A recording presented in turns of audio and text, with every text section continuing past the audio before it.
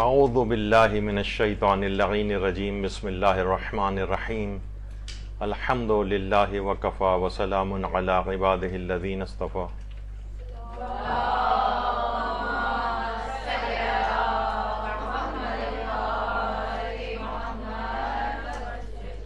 محمد و آل محمد علیہ السلام پر درود کے فضائل و فقہی احکام سے متعلق درس نمبر 4۔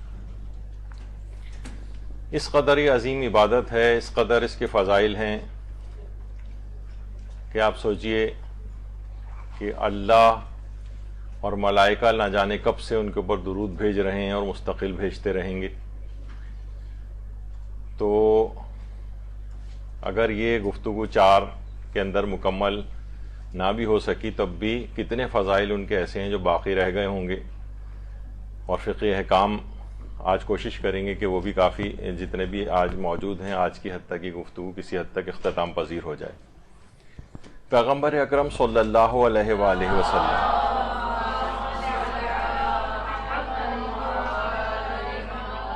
فرماتے ہیں کہ روز قیامت ایک امت ایسی آئے گی کہ جنہیں میں فقط کثرت صلوات کے ذریعے پہچانوں گا،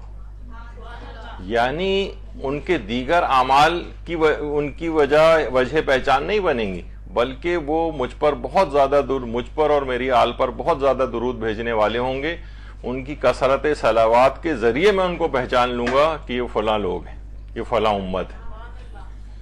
تو یہ باقاعدہ ایک زبردست قسم کی ایک پہچان روز قیامت ایک قوم کی بنے گی۔ تو ہمیں چاہیے کہ ہم ظاہر ہے کہ اپنے دیگر اعمال کے اوپر تو ہمیں اپنا اعتبار نہیں ہے کہ وہ اس پیغمبر اکرم کی نگاہ میں آ بھی پائیں یا نہیں آ پائیں اپنے ناقص صورت ہونے کی وجہ سے، لیکن درود اگر کثرت کے ساتھ پڑھیں تو پیغمبر اکرم ہمیں الگ سے پہچان لیں گے۔ اور آیت اللہ شیخ محمد عراقی جو امام خمینی کے بھی استاد تھے، وہ یہ فرماتے ہیں کہ کسی بھی قسم کی اگر کوئی مشکل ہو،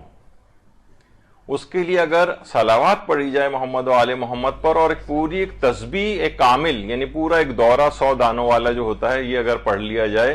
اور پھر اس کا ثواب 14 معصومین کو ہدیہ کیا جائے، تو ہم نے دیکھا ہے کہ اس سے مشکلات بالکل رفع ہو جاتی ہیں۔ اللہم صلی علی محمد و آل محمد۔ تو اگر کوئی اور عمل ہمیں یاد نہیں بھی آئے، بعض اوقات ہوتا ہے نا کہ کوئی مشکل پیش آ جاتی ہے، اب سمجھ میں نہیں آتا کہ کون سا عمل کریں، تو یہ آسان ترین عمل ہے، ایک تسبیح درود پڑھیں محمد و آل محمد علیہ السلام پر، جو اس کا ثواب 14 معصومین کو ہدیہ کریں اور اس مشکل سے باہر آ جائیں۔ یہ آغا شیخ محمد عراقی نے اس کا ایک طریقہ بتایا ہے۔ مشکلات اور پریشانیوں میں بچنے کے لیے، حادثات سے بچنے کے لیے پچھلی دفعہ بھی ہم نے کچھ واقعات بیان کی تھے۔ ایک واقعہ کتاب معراج النبوہ کے اندر درج ہے کہ ایک دفعہ ایک کشتی تھی جس میں بہت سارے لوگ سفر کر رہے تھے اور مومنین وغیرہ بھی اس کے اندر تھے، عام مسلمان بھی تھے۔ تو کشتی بہت زیادہ اس کا شکار ہو گئی طوفان کا، اور قریب تھا کہ ظاہر طوفان کچھ تھوڑی دیر کے لیے تو نہیں ہوتا ہے، گھنٹوں اس طرح سے طوفان سمندر میں آ رہا ہوتا ہے، تو بہت قوی امکان اس بات کا تھا کہ کہیں کشتی الٹ نہ جائے۔ تو اس میں سے ایک شخص تھا، اس کو ایک اونگ آ گئی، خواب میں اس نے دیکھا کہ پیغمبر اکرم صلی اللہ علیہ وآلہ وسلم تشریف لائیں۔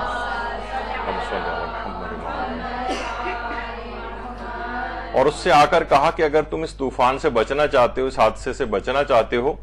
تو تم 1000 دفعہ مجھ پر اور میری آل پر درود بھیجو، تم اس مشکل سے باہر آ جاؤ گے۔ یہ شخص نیند میں خواب میں اس نے دیکھا تھا، اونگ آ گئی تھی اس کو، یہ فوراً بیدار ہوا، اس نے اور جو کشتی میں سوار افراد تھے ان کو بھی یہ بات بتائی، سارے کے سارے لوگ اسی وقت درود پڑھنے لگے، اور ابھی 300 دفعہ ہی درود پڑھا تھا کہ اچانک سے طوفان بالکل تھم گیا اور انہیں سب کی جان بچ گئی۔ اللہم صلی علی محمد و آل محمد۔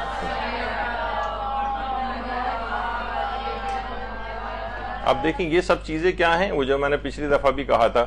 کہ چیزیں ہمارے یہاں ڈاکومنٹ نہیں ہوتی، کتابوں کے اندر نہیں آتی ہیں، بیان لوگ اپنے ایکسپیرینسز بیان کریں تاکہ لوگوں کو اعتقاد ان چیزوں کے اوپر بڑھے۔ ہر شخص کے پاس کچھ نہ کچھ ایسی انفارمیشن، چیزیں اور تجربات ہوتے ہیں، وہ دوسرے لوگوں تک بھی پہنچنے چاہیے تاکہ لوگ بھی اس پہ رغبت کے ساتھ عمل کر سکیں۔ دیکھیے درود اور دیگر عبادات میں چند ایک نمایاں فرق ہیں. ایک تو ہوتی ہے سنت الہی اور ایک ہوتی ہے سنت نبوی. پیغمبر کی جو سنتیں تھیں اس میں واجبات بھی آتے ہیں, ان مستحبات وغیرہ بھی آتے ہیں. اچھا اب آپ دیکھیں بہت ساری ہماری عبادات ایسی ہیں کہ جس کا خاص وقت مقرر ہوتا ہے. مثلا آپ نماز یومیہ پڑھتی ہیں, آپ 1 منٹ پہلے بھی فجر کی نماز نہیں پڑھ سکتی, ظہر کی نماز 1 منٹ پہلے اور 1 منٹ بعد نہیں پڑھ سکتی وقت گزرنے کے, تو یعنی قضا ہو جائے گی, وہ گناہگار آپ ہو جائیں گے. تو کتنی ایسی چیزیں ہیں, جیسے روزے کا بھی ایک خاص وقت ہے, اس کے اندر روزہ جو ہے رکھنا ہوتا ہے. آپ رات میں روزہ نہیں رکھ سکتے, آپ جو ہے 3 بجے سے رات کے نیت نہیں کر سکتے. اصل تو اسی وقت شروع ہوگا جب طلوع فجر شروع ہوگی, اور 1 منٹ پہلے افطار آپ نہیں کر سکتے. روزے کو واجب جو عبادت کے طور پر ہے, لیکن جو درود ایک ایسی عبادت ہے جس کا کوئی خاص وقت بھی نہیں. دیکھیے حج کا بھی ایک خاص وقت ہے, حج مخصوص مہینوں کے اندر ہوتا ہے. آپ رجب میں حج نہیں کر سکتے, آپ جو ہے وہ محرم میں حج نہیں کر سکتے, دیگر مہینوں میں نہیں کر سکتے. لیکن درود ایک ایسی عبادت ہے, نہ اس کا کوئی وقت معین ہے, نہ کوئی ٹائم فریم ہے اس کا, نہ یہ کوئی قضا ہوتی ہے, ہر وقت یہ ادا رہتی ہے.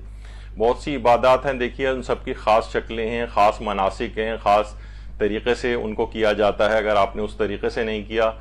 تو آپ کی عبادت بھی قبول نہیں ہوتی بلکہ باطل شمار ہوتی ہے, جبکہ اس کا کوئی خاص الفاظ نہیں ہیں. بہت سارے الگ الگ طریقوں سے درود جو ہے وہ پڑھے جاتے ہیں. تو اس طرح سے اگر آپ دیکھیں بہت سی عبادات دیکھیں اس طرح کی ہوتی ہیں کہ وہ صرف جماعت کے ساتھ ہو سکتی ہیں. مثلا نماز جمعہ فرادہ اکیلے آدمی نہیں پڑھ سکتا ہے, جماعت کے ساتھ پڑھی جائے گی. جبکہ درود جو ہے یہ اجتماعی طور پہ بھی پڑھا جا سکتا ہے, انفرادی طور پہ بھی پڑھا جا سکتا ہے. بہت سی نمازیں ایسی ہیں, آپ کو پتہ ہے کہ واجب نمازیں یہ کھڑے ہو کر ہی پڑھی جاتی ہیں جب تک کہ انسان معذور نہ ہو. اور یہ جو درود کی عبادت ہے کھڑے بھی پڑھ سکتے ہیں, لیٹے ہوئے بھی پڑھ سکتے ہیں, بیٹھے ہوئے بھی پڑھ سکتے ہیں.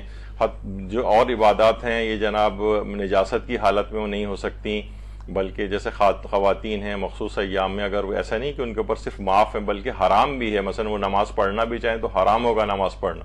لیکن یہ ایک ایسی عبادت ہے نجاست کے عالم میں بھی ہو جاتی ہے. یعنی ہر طرح سے اگر آپ دیکھیں تو خمس کو بھی اگر آپ دیکھیں, خمس جو ہے مثلا آپ یہ نہیں کر سکتے کہ بھئی جو 6 مہینے بعد مجھے تنخواہ ملے گی اس کا خمس میں ابھی سے نکال رہی ہوں, نہیں وہ خمس نکلے گا ہی نہیں. بلکہ بیچ میں ایسی جملہ ڈال دیتا ہوں, ایک زمانے میں آپ کو پتہ ہے کہ گولڈن ہینڈ شیک ملا تھا بینکس وغیرہ کی طرف سے. شروع میں تو وہ گولڈن ہینڈ شیک کہا جاتا تھا, اس کے بعد تو آئرن کک آؤٹ ہونے لگے تھے وہاں سے, بغیر پیسے دیے ویسے ہی نکال دیے جاتے تھے لوگ. تو اس میں بھی ایک مسئلہ آتا ہے, اس میں بہت زیادہ ڈیٹیل میں نہیں جا رہا. لوگ جب وہ ہوں تو اپنے مرضے کے مطابق اس کا مزید تفصیلات دریافت کر لیں. یعنی تو لوگوں نے کیا کیا کہ مثلا بہت سے لوگوں کو اچھی بڑی بڑی رقمیں ملی تھیں, 1 کروڑ روپے بھی ملے تھے, کسی کو 50 لاکھ ملے تھے, 75 لاکھ ملے تھے. انہوں نے کہا بھائی بعد میں بھی تو ہمیں خمس نکالنا ہی ہوگا نا. گورنمنٹ نے ڈائریکٹ ان کے اکاؤنٹ میں پیسے ڈال دیے, تو جب تک کہ ٹرانزیکشن قبضہ نہ ہو اس مال کے اوپر تب تک وہ آپ کا مال بھی نہیں بنتا ہے. اس کی ایک بڑا زبردست اس کا پیچھے ایک مسئلہ ہے, اس میں تفصیل میں ابھی نہیں جا رہا. لیکن بہرحال بہت سے لوگوں نے کیا کہ 1 کروڑ ملا 20 لاکھ خمس نکال دیے. تو معلوم یہ چلا کہ ابھی انہوں نے اس پہ کوئی قبضہ لیا ہی نہیں تھا, اب وہ خمس نکال بھی دیا تو خمس بھی نکل گیا, اور خمس اب دوبارہ بھی واجب ہو جائے گا. جو ان کے پاس مثلا 80 لاکھ بچ گئے, جب اس دن جس دن سے ان کا قبضہ شروع ہوگا اس دن سے اس کی کاؤنٹنگ شروع ہوگی, اور جب 1 سال پورا ہو جائے گا یا ان کی تاریخ خمس آئے گی تو ان کو پھر دوبارہ نکالنا پڑے گا. تو لوگ بہت ہکا بکا پریشان ہو گئے کہ وہ خمس نکلا ہوا, ابھی ان کا خمس شمار نہیں ہوا, اور وہ چلا بھی گیا, تقسیم بھی کر دیا, ادھر ادھر سادات میں بھی بانٹ دیا انہوں نے. تو کچھ عبادتیں دیکھیے ایسی ہیں جن کا بھی وقت مقرر ہوتا ہے, وہ وقت نہ آیا ہو تو وہ اگر نکال بھی دیا جائے ایسے تو اس سے وہ یہی شمار ہوگا کہ آپ نے خمس نہیں نکالا ہے اور دوبارہ نکالنا پڑے گا. لیکن درود میں ایسی کوئی شرط نہیں, درود ہر طریقے سے کوئی شرط نہیں ہے, ہر وقت ہر جگہ. بہت سی نمازیں آپ دیکھیے کہ وہ آپ آہستہ آواز میں پڑھنی ہوتی ہیں, کچھ بلند آواز سے بھی پڑھنے کی اجازت ہے. یہ ایک ایسی عبادت ہے اس میں ہر طرح کی اجازت ہے, آپ آہستہ پڑھیں, بلند آواز سے پڑھیں, خاموشی سے پڑھیں, نجاست کی حالت میں ہوں, پاکی کی حالت میں ہوں, دن میں رات میں, یعنی کوئی شرط کے بغیر ہے. درود ایک ایسی عبادت ہے جو کیونکہ سنت الہی اس کو شمار کیا جاتا ہے نا, اللہ اور ملائکہ درود بھیج رہے ہیں, تو اس کے لیے تمام قسم کی ہر قسم کی شرط و شروط سے یہ پاک ہے اور ہر وقت جو ہے نا اس کو ادا کیا جا سکتا ہے۔ اچھا، اسی طریقے سے دیکھیے درود ایک مستقل اگر روزانہ کثرت کے ساتھ پڑھا جائے تو علماء فرماتے ہیں اس کا ایک فائدہ بھی ہوتا ہے۔ دیکھیے بعض اوقات ہوتا ہے نا کہ اگر انسان کثرت کے ساتھ درود پڑھے تو ممکن ہے کہ رسول اللہ جو ہیں وہ ان کی مسلسل نظر عنایت ہونے لگتی ہے، اور مثلا آپ کو بھی اگر کوئی شخص روزانہ دعائیہ کلمات کہے، ایک دفعہ کہے، 2 دفعہ کہے، آپ اس سے اگر کچھ ناراض بھی ہیں تو تھوڑے دن میں آپ کی ناراضگی بھی دور ہو جائے گی، پھر آپ اس پر نگاہ التفات بھی ڈالیں گی۔ رسول اللہ کے متعلق بھی کہا جاتا ہے کہ ممکن ہے کہ درود کثرت سے بھیجا جائے، اگر وہ ناراض بھی ہیں تو راضی ہونے لگیں گے، ان کی نگاہ التفات بڑھنے لگے گی، اور ممکن ہے مسکراہٹ بھی آپ کا درود سن کے ان کے آ جائے کرے جب ان تک پیغام پہنچایا جاتا ہے کہ فلاں نے آپ کو، اور اگر کافی دن گزر جائیں اور تو ممکن ہے کہ وہ اس کا انتظار بھی کرتے ہوں کہ فلاں میرا ماننے والا ہے، اس کا درود اب تک مجھ تک کیوں نہیں پہنچا۔ ممکن ہے فرشتوں سے دریافت بھی کرتے ہوں کیا بات ہے، وہ فلاں جو بہت کثرت سے درود بھیجتا تھا آج کل اس کے درود نہیں آ رہے ہیں ہمارے پاس، تو فرشتے کے ممکن ہے کہیں۔ علماء نے مختلف چیزیں بیان کی ہیں کہ یا رسول اللہ وہ تو بیمار ہے آج کل اس وجہ سے نہیں بھیج رہا ہے، پھر یہ سن کر رسول اللہ اس کے لیے مثلا شفا کی دعا کریں، اور مثلا اگر فرشتے یہ کہیں کہ یا رسول اللہ وہ تو انتقال کر گیا اس وجہ سے درود نہیں آپ تک آ رہا ہے، تو رسول اللہ اس کے لیے مغفرت کی دعا کریں۔ یعنی روزانہ اگر درود واقعتاً مستقل کثرت کے ساتھ پڑھے تو یہ ایک عام آدمی کی بھی سائیکی ہے کہ روزانہ اس کے لیے اگر آپ دعا کریں اور اس کو یہ علم میں بات آئے تو وہ اس کا قلبی رجحان آپ کی طرف بڑھتا چلا جاتا ہے، تو رسول اللہ آپ کی طرف ویسے ہی متوجہ ہوتے چلے جاتے ہیں، اور رسول اللہ کی اگر نگاہ التفات آ جائے تو پھر آپ کو پتہ ہے کہ انسان کا بیڑا پار ہو جاتا ہے۔ اچھا، درود دیکھیے ہمیشہ اخلاص کے ساتھ پڑھا جاتا ہے، دعائیں اس کے ذریعے کیوں ہماری قبول ہو جاتی ہیں؟ کیونکہ دیکھیے فرشتے اور اللہ جو ہیں آپ کوئی نئی چیز نہیں کر رہے ہیں، اللہ درود اور ملائکہ درود مستقل جو ہے رسول اللہ کے اوپر بھیج رہے ہیں اور ان کی آل پر، اور وہ تو مستقل بھیج رہے ہیں، تو اگر ہم یہ درود پڑھیں نہ پڑھیں اس سے ان پہ کیا فرق پڑنا ہے؟ لیکن اللہ یہ کہتا ہے کہ دیکھو یعنی اس کی دعائیں ہم کیوں قبول کر رہے ہیں درود کے نتیجے میں، کہ یہ شخص جو ہے یہ کمال اخلاص کے ساتھ پڑھ رہا ہے، اس درود کی دعا کے اندر کہیں پہ بھی مثلا رزق نہیں مانگ رہا ہے اپنے لیے، درود کی جو دعا ہے اللہم صلی علی محمد وآل محمد، اس میں کوئی بیماری سے بچنے کے لیے آپ کچھ نہیں مانگ رہے ہیں، اپنی اولاد کے لیے کچھ نہیں مانگ رہے ہیں، کمال اخلاص کے ساتھ اپنی تمام دنیاوی حاجتوں کو ایک طرف کرتے ہوئے آپ ان کے لیے ایک دعا کر رہے ہوتے ہیں اللہم صلی علی محمد وآل محمد۔ تو پروردگار کہتا ہے کہ جب اس نے اپنی کوئی بھی حاجت اس کے اندر نہیں رکھی ہے اور صرف رسول اللہ کے لیے یہ جو ہے اور ان کی آل پر درود بھیج رہا ہے، تو ہم اب پروردگار عالم کی شان یہ ہے کہ وہ آپ کی ضمن میں جتنی بھی دعائیں وہ ویسے ہی قبول کر لیتا ہے۔ تو درود کے اندر ایک کمال اخلاص ہے، اس میں آپ نے بہت ساری چیزیں لگا کے نہیں رکھی ہوئی کہ مثلا کتنے مجالس کے اندر درود پڑھتی ہیں، کہیں پہ بھی آپ کی نیت اپنی دنیاوی حاجات وغیرہ کے لیے نہیں ہوتی، کمال اخلاص کے ساتھ بس ان کی عظمت کے تحت ان کے لیے ایک دعائیہ کلمے کے طور پر اس کو پڑھا جاتا ہے، تو اس بنا پر پروردگار آپ کی ان دعاؤں کو قبول بھی کر لیتا ہے۔ جب یہ کہا جاتا ہے کہ دیکھیے ہم جتنی بھی دعائیں اللہ سے مانگتے ہیں وہ ساری ظنی القبول ہوتی ہیں، پتہ نہیں امید ہے کہ وہ اللہ قبول کرے گا لیکن ہمیں یقین نہیں ہوتا، ان کو اگر قطعی القبول بنانا ہے آپ نے 100% ہماری جو ہے وہ دعائیں قبول ہو جائیں، تو جب ہی روایات کے اندر یہ بات آئی ہے کہ دعاؤں کے اول و آخر کے اندر درود کو رکھا جائے اور درمیان کے اندر دعا کو رکھا جائے، تو اللہ کی ذات اس بات سے بہت کہیں کریم ہے کہ وہ دعا کے اول و آخر کو تو قبول کر ہی رہا ہے، وہ درمیانے دعا کو رد کر دے۔ وہ کہے کہ یہ کریم کی شان سے بعید ہے، کیونکہ دیکھیے دعا تو وہ اس کو صلوات تو آپ کی قبول کرنی ہی کرنی، وہ کیونکہ آپ نے دعا کے اول و آخر کے اندر لگا دی، اب یہ قطعی القبول کے اندر چلی جائے گی، ظنی القبول کو آپ نے قطعی القبول بنا دیا۔ تو یہ اس طرح سے ہے کہ آپ اس کو 100% اب آپ کو اطمینان ہو جاتا ہے کہ میں نے ایک ایسی چیز کہ پروردگار کی ذات بہت کریم ہے اس بات سے کہ بعید ہے اس سے کہ وہ اول آخر کو تو قبول کر رہا ہے لیکن درمیانے دعا کو رد کر دے، یہ ممکن نہیں ہے۔ اور یہ بھی علماء فرماتے ہیں کہ دیکھیے درود جو ہے یہ بے عمل اور گناہگار لوگوں کو بھی فائدہ پہنچاتا ہے۔ دیکھیے کہا جاتا ہے نا کہ مثلا اگر اعمال جو ہمارا اگر کوئی بھی درخت ہے اس کی جڑ اگر سلامت رہے تو چاہے اس کے پتے پھل پھول یہ سب جو ہیں وہ ختم ہو جائیں، ٹہنیاں بھی اس کی مرجھا جائیں، لیکن اگر اس کو پانی دیا جاتا رہے جڑ کو تو امید باقی رہتی ہے کہ ایک دن ایسا آئے گا کہ درخت دوبارہ سرسبز ہو جائے گا۔ تو ممکن ہے کہ کبھی ہماری بے عمالیوں، جو ہمارا سمجھیں جو درخت ہے وہ اس میں بے عمالیوں کی وجہ سے پھل اور پھول نہ اس میں آ رہے ہوں، اس کی ٹہنیاں ختم ہو رہی ہوں، اس کے پتے ختم ہو رہے ہوں، لیکن آپ کی محبت اہل بیت کا جو جڑ ہے وہ آپ کی برقرار ہے، اس میں آپ درود کا پانی اس کے اندر مستقل ڈالتے رہیں تو اس بات کا بہت قوی امکان رہے گا کہ یہ درخت دوبارہ سرسبز ہو جائے گا۔ یہی وجہ ہے کہ عام طور پر وہ افراد جو ذرا سے بھی دیندار ہو جاتے ہیں، ہم نے عام طور پر دیکھا ہے معاشرے میں کہ بیچارے یہ جو مثلا ماتمی حضرات ہیں، ہر وقت ان کی بے اعمالیوں کے تانے یا ان کو برا بھلا اور جاہل کہنا، ارے بھائی ان کی بظاہر اگر کوئی چیز ان میں کمی بھی آپ کو نظر آ رہی ہے نا، لیکن ان کے اندر محبت اہل بیت کی جڑ ان کی تازہ ہے،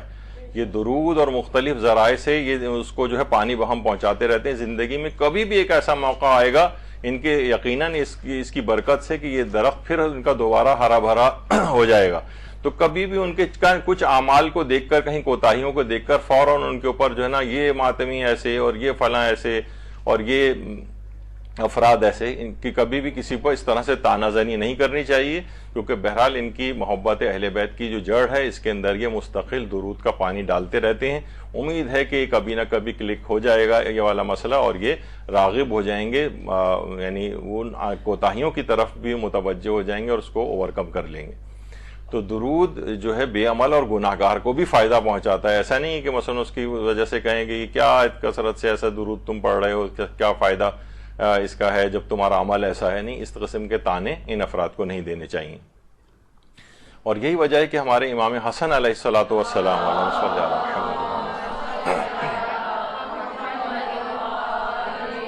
وہ فرماتے تھے کہ دلوں کو بھی زنگ لگتا ہے اور دلوں کو زنگ دور کیا جا سکتا ہے محمد و آل محمد پر کثرت کے ساتھ درود پڑھ کر۔ دلوں کے اوپر زنگ کثرت درود کے ذریعے ہٹایا جا سکتا ہے، اور یہ اگر ایک دفعہ بھی زنگ لگ جائے نا تو یہ موت کو بھی بھلا دیتا ہے، یعنی دل کے اوپر جو زنگ چڑھ جاتا ہے۔ اور یہاں پہ بھی روایتوں میں آیا، پیغمبر فرماتے ہیں کہ انسان کے دل میں بھی زنگ لگتا ہے۔ جب پوچھا گیا کہ اس کی صفائی کیسے ممکن ہے تو پیغمبر نے فرمایا کہ دل کے زنگ کی صفائی موت کو یاد کرنے سے اور کثرت سے تلاوت قرآن کرنے سے ہوتی ہے، یعنی یہ سیقل ہوتا ہے دل آپ کا ان کے ذریعے، اور قرآن کی لیکن تلاوت کیا ہے، اسے جلا بخشتی ہے، اس کے اوپر سے اس زنگ کو ہٹاتی چلی جاتی ہے۔ اور ایک اور طریقہ بھی ہے، پیغمبر نے فرمایا کہ آپس میں مذاکرات کیا کرو، ملاقات رکھو، ایک دوسرے سے حدیث بیان کرو، کیونکہ حدیث دلوں کو جلا بخشتی ہے۔ بے شک دلوں پر بھی ایسے ہی زنگ چڑھ جاتا ہے جیسے تلوار پر، حدیث ہی دلوں کے زنگ کو دور کرتی ہے۔ اور یہی جب ہی کہا گیا کہ کثرت درود بھی اسی طریقے سے دلوں کے زنگ کو دور کرتا ہے۔ یہی وجہ ہے کہ مدرسۃ القائم کی ایک مطبوعہ کتاب بھی، اس کا نام بھی ہم نے یہی رکھا ہے کہ دل کے زنگ کو دور کیجئے، جس میں وہ تمام تصاویر کے ساتھ ان اہم ترین احادیث کو بیان کیا گیا۔ یہ گھروں کے اندر رکھنی چاہیے، ایک ڈرائنگ روم میں رکھنی چاہیے۔ لوگ آتے ہیں، میگزینس رکھے ہوتے ہیں میز کے اوپر، اکثر ایسی فوش بے حجاب عورتوں کی اس کے اندر تصویریں، فضولیات، اس طرح کی چیزیں جو ہے وہ رکھی جاتی ہیں۔ یہ وہاں ڈرائنگ روم میں رکھنا چاہیے اس طرح کی کہ جس کے اندر وہ لوگ آئیں، مہمان اٹھا کے کھول کے ذرا سی بھی ورق گردانی پڑھیں۔ کیا پتہ کہ بعض اوقات لوگوں میں بتاتے ہیں کہ صرف ایک حدیث پڑھ کر ہی ان کی زندگیاں بدل گئیں، کہ جناب وہ فلاں، لوگ بتاتے ہیں وہ فلاں آپ نے ایک دفعہ ایک پوسٹ لگائی تھی حج کی اہمیت پہ، ایک صاحب نے خود ہم سے کہا کہ وہ جب سے میں نے اس کو پڑھا ہے میں حج پر جاتا ہی نہیں تھا، جب سے وہ حدیث پڑھی کہ مثلا وہ یہودی مرے یا نصرانی مرے، ہم اس کی پرواہ نہیں جو بھی، تو وہ کہہ رہے ہیں کہ اس کے بعد سے لے کر 14-15 کے قریب وہ حج کر چکے ہیں۔ تو آپ کو بعض اوقات دیکھیے پتہ بھی نہیں ہوتا ہے کہ کس بات کا کیا اس کا اثر اور نتیجہ نکلے گا، بات کہاں کتنی دور تک جائے گی۔ تو دلوں کے زنگ کو دور کثرت درود کے ذریعے بھی اور احادیث کے ذریعے بھی دور کیا جائے۔ اچھا، اور رجب علی خیاط جن کا پچھلی دفعہ بھی ہمارا تذکرہ ہوا تھا، وہ یہ فرماتے تھے کہ اگر مداومت کی جائے ذکر کے اوپر، یعنی درود صلوات کے اوپر، اور 1000 مرتبہ یہ صلوات پڑھی جائے روزانہ، اور کم سے کم 40 راتوں تک اس کو پڑھا جائے، تو یہ تجربہ ہوا ہے اس بات کا کہ اس سے پروردگار کی محبت دل کے اندر پیدا ہو جاتی، کیونکہ ایک دفعہ بھی اگر پروردگار کی محبت دل کے اندر پیدا ہو جائے تو بس اس کے بعد پھر گناہ خود بخود اس سے چھوٹتے چلے جاتے ہیں، اطاعتیں اس کے پیچھے آتی چلی جاتی ہیں. یعنی فرماتے ہیں کم سے کم 40 روز تک اگر 1000 دفعہ روزانہ اگر درود کو پڑھا جائے تو نوٹ کیا گیا کہ اس سے اللہ کی محبت دل میں شدید ہو جاتی ہے. تو یہ اس کو کثرت سے اس طرح سے جو ہے پڑھا جائے. آیت اللہ بہجت کے متعلق یہ بات کہی جاتی ہے کہ وہ ویسے تو ہمارے سارے علماء، فقہا، مجتہدین وغیرہ وہ عبادات کے اندر بہت رغبت رکھتے ہیں اور اپنے ایک دن کے خاص اوقات عبادات کے اندر بھی گزارتے ہیں، لیکن آیت اللہ بہجت ان میں ذرا ایک نمایاں سا ایک نام جن کے متعلق زیادہ چیزیں ڈاکومنٹ ہو گئی ہیں، تو وہ کثرت کے ساتھ صلوات خاص طور پر، لیکن کہا جاتا ہے دعائیں، اذکار، زیارات اس کو اور تعقیبات اس کو بہت کثرت کے ساتھ انجام دینے والے تھے، جس میں خاص طور پر درود کی کثرت بہت زیادہ ہوتی تھی. آج بہت سارے ان کے اقوال صرف درود سے متعلق بھی آپ کی خدمت میں پیش کیے جائیں گے کہ آقا بہجت کس طرح سے یہ چیزیں لوگوں کو بتاتے تھے. ان سے ایک دفعہ کسی نے پوچھا کہ آخر حضرت حجت سے ملاقات کا طریقہ کار کیا ہے؟ اللہم صلی علی محمد.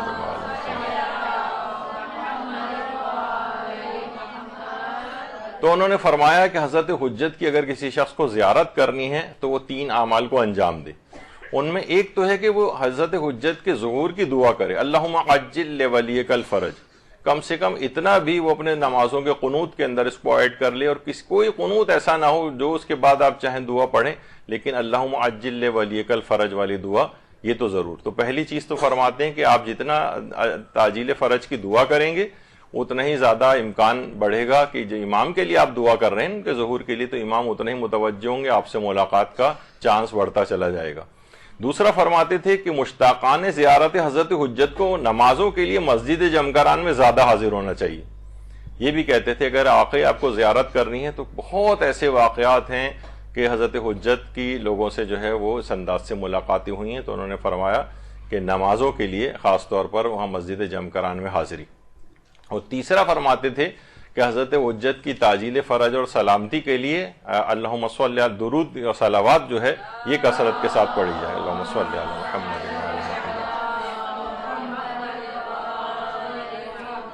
یعنی تعجیل فرج کی دعائیں کریں اور مسجد جمکران میں نمازوں کے لیے زیادہ حاضر ہوں، اور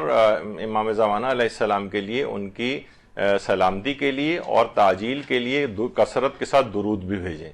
یہ 3 اعمال بتاتے تھے کہ یہ ان سے ملاقات کے لیے بہت فائدہ مند ہے. تو بہرحال ہمیں بھی چاہیے کہ امام زمانہ علیہ السلام کے ظہور کے لیے ایک درود بآواز بلند آپ لوگ بھی پڑھیں.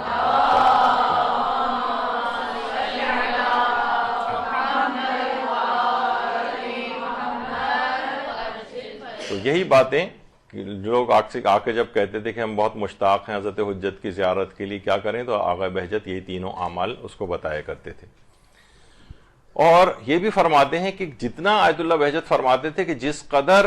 بھی آپ زیادہ صلوات پڑھیں گے اس کی اس قدر آثار و برکات ہیں کہ اتنا ہی عشق اہل بیت آپ کے اندر پیدا ہوتا چلا جائے گا. جتنا عشق اہل بیت پیدا ہوگا اتنی ہی مادی لذتوں سے انسان دور ہوتا چلا جائے گا. اور پھر فرماتے ہیں کہ یعنی اتنا دور ہو جائے گا کہ پھر اس کے ذمے کوئی گناہ بھی باقی نہیں رہے گا. پھر رسول اللہ کی حدیث بھی بیان کی کہ من صلی علیہ مرتن لم یبق لہ من ذنوبہ ذرۃ، یعنی جو شخص ایک دفعہ بھی صلوات پڑھ لیتا ہے تو گناہ کا ایک ذرہ بھی اس کے اوپر باقی نہیں رہتا. یہ رسول اللہ کی حدیث بیان کی ہے. درود بھیجیے محمد و علی محمد.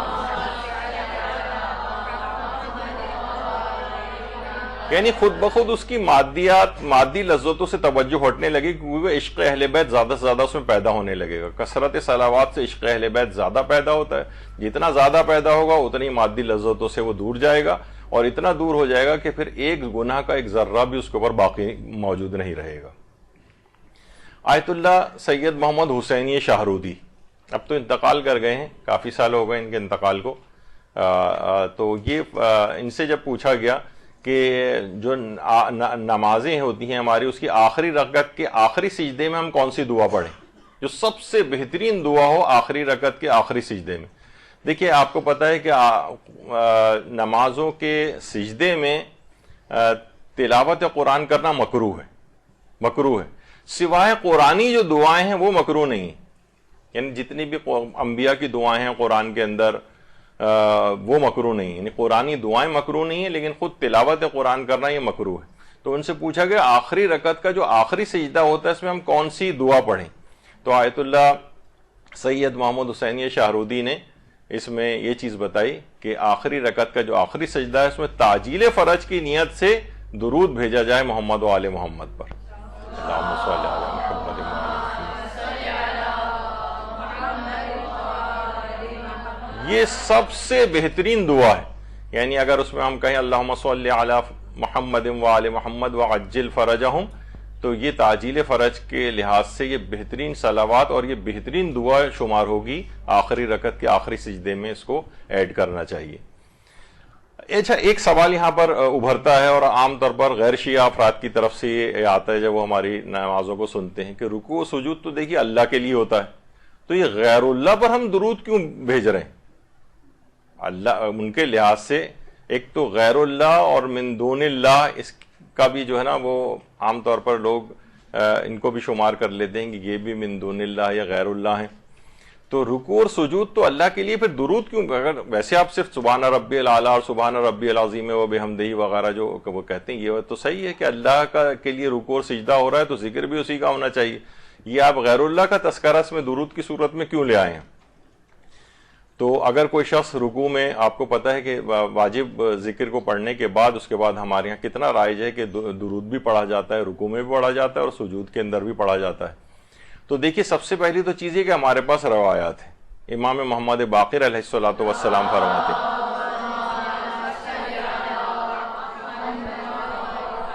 کہ جو شخص بھی اپنے رکوع اور سجود اور قیام میں اللہم صلی علی محمد و آل محمد کہے تو اللہ اس کے لیے رکوع اور سجود اور قیام جتنا ہی ثواب اس صلوات کے عوض میں بھی عطا کرے گا،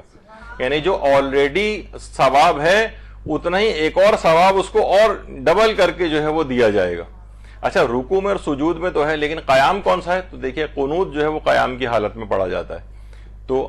رکوع اور سجود میں بھی درود اور قیام کی حالت میں بھی درود اگر کوئی شخص پڑھے تو اللہ اس کے لیے رکوع اور سجود اور قیام جتنا ہی ثواب اس صلوات کے عوض اس کو عطا کر دے گا۔ تو ہمارے پاس تو یہ روایات بھی ہیں۔ اچھا،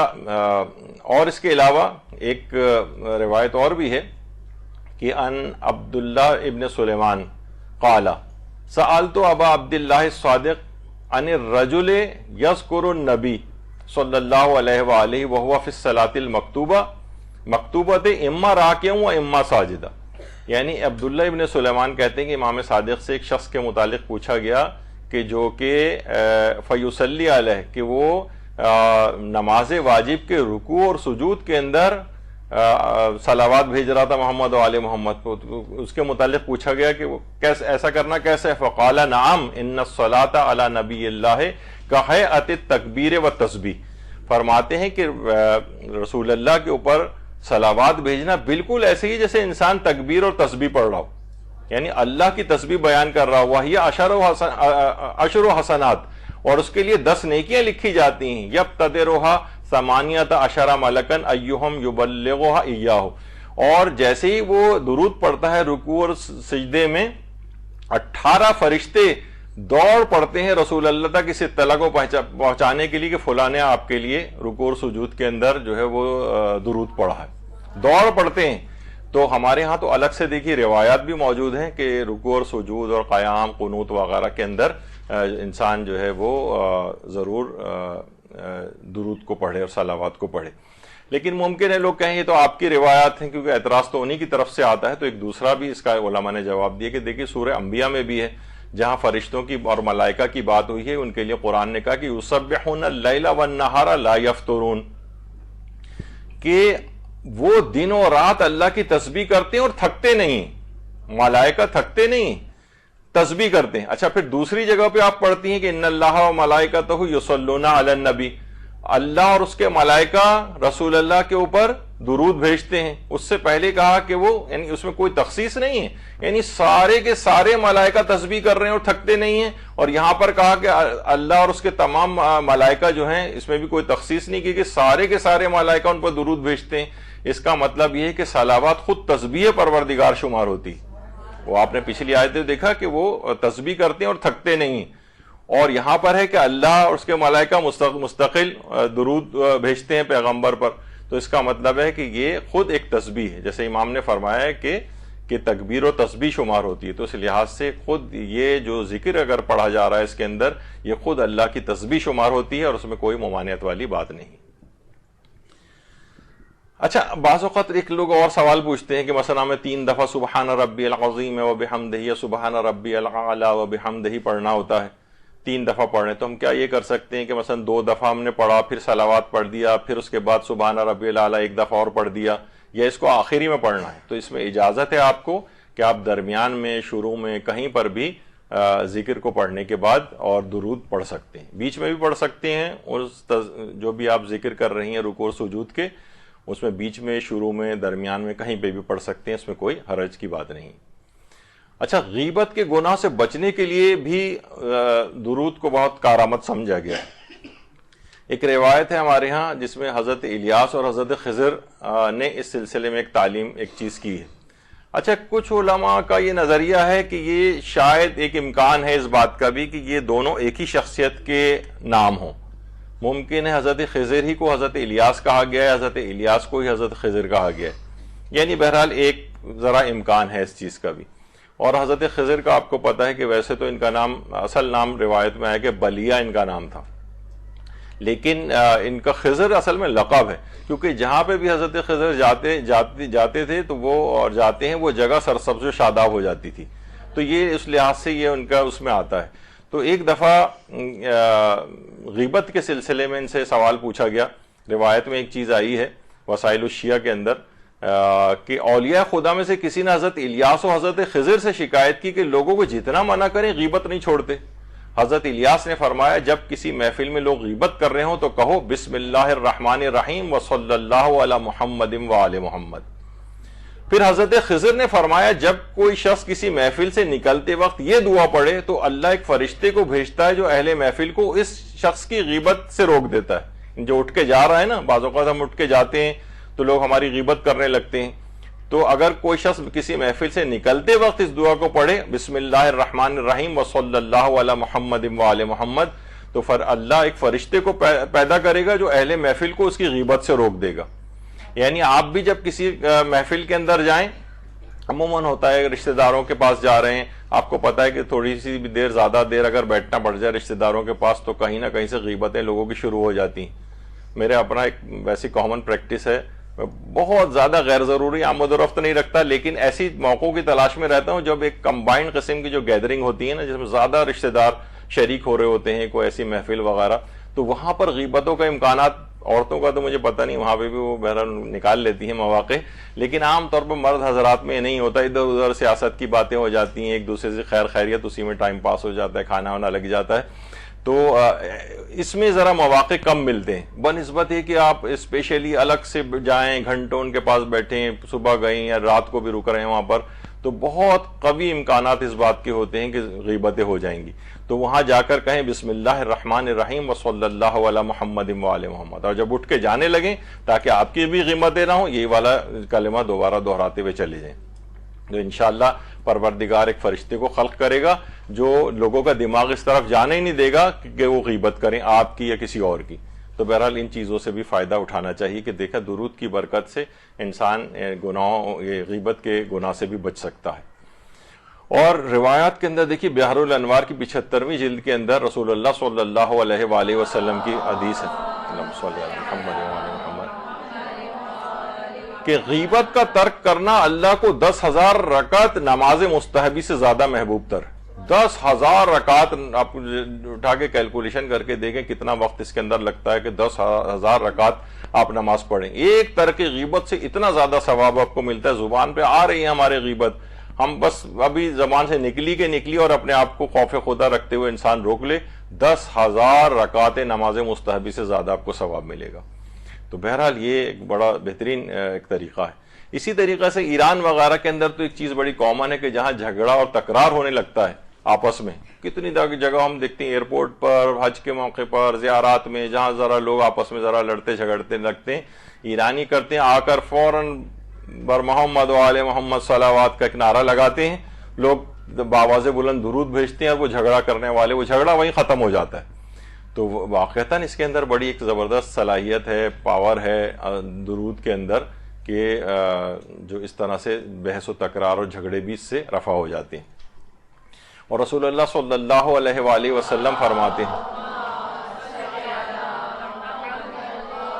کہ اے امت محمد صلی اللہ علیہ وآلہ وسلم، جب تم مصائب و آلام میں گرفتار ہو جاؤ تو محمد و آل محمد کو یاد کرو، تاکہ خدا ان کی برکت سے ان کے فرشتوں کی جو تم پر موکل ہیں شیطانوں کے مقابلے میں تمہاری مدد فرمائیں۔ تو یہ بہت اہم ہے کہ کثرت کے ساتھ پیغمبر کی آل پر درود بھیجتے رہنا چاہیے۔ معاویہ بن عمار کہتے ہیں کہ امام صادق علیہ السلام نے مجھ سے فرمایا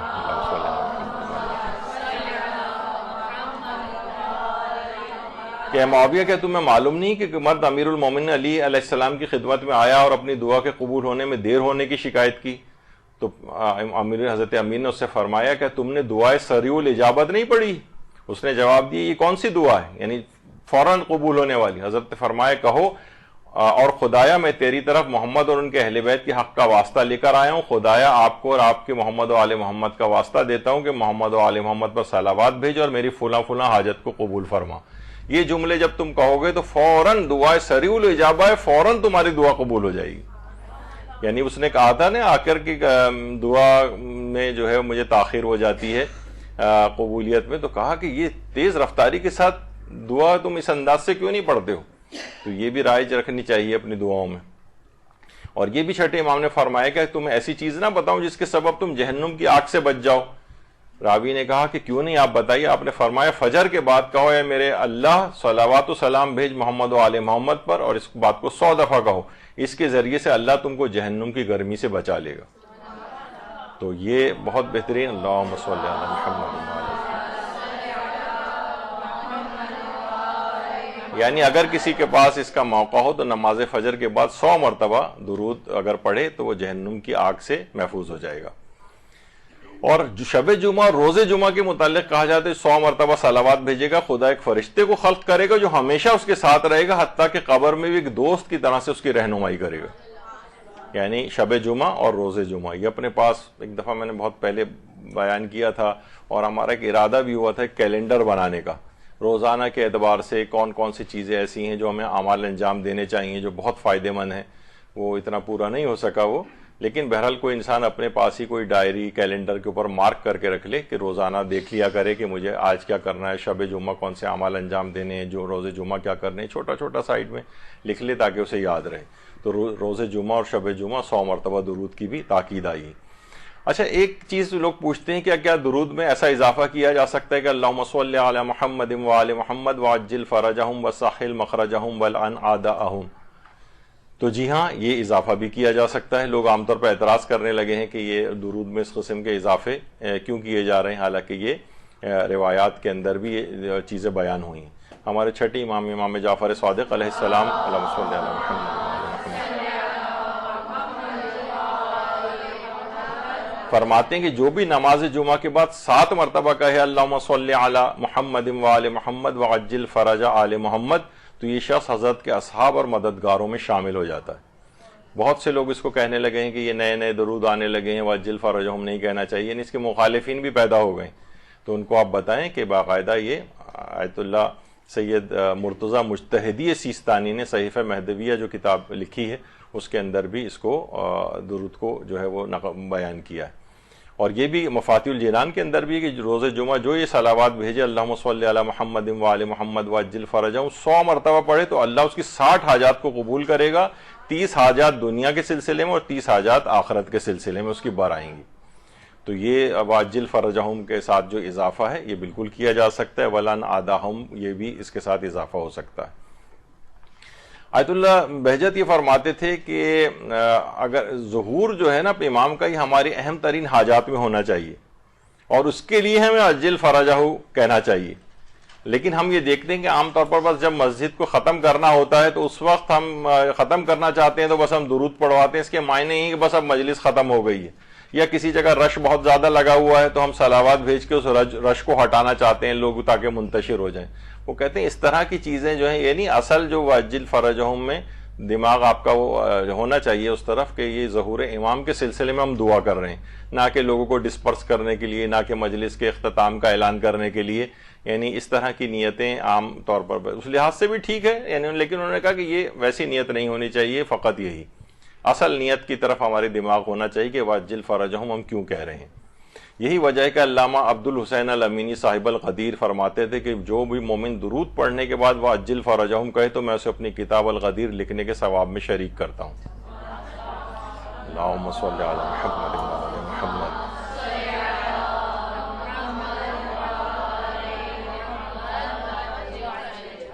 اور جو انہوں نے کتاب لکھی تھی وہ کتاب جس میں ثواب میں شریک کر رہے ہیں، علامہ امینی نے 11 جلدیں لکھی ہیں، اس میں 40 سال کا انہیں عرصہ لگا ہے، روزانہ 17 گھنٹے مطالعہ کرتے تھے۔ خود فرماتے تھے اس کتاب کی تالیف میں نے 10,000 کتابوں کو پہلے صفحے سے آخری صفحے تک پڑھا ہے، اور اس تحقیق میں تقریباً 1 لاکھ کتابوں کی طرف رجوع کیا ہے۔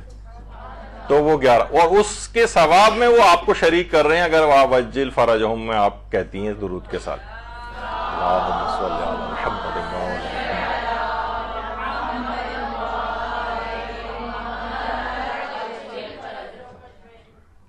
اچھا، اب ایک مسئلہ ایک اور بھی آتا ہے، کیا نماز کے تشہد کے درود میں وعجل فرجہم کا اضافہ کر سکتے ہیں؟ مثلا ہم پڑھ رہے ہیں، جیسے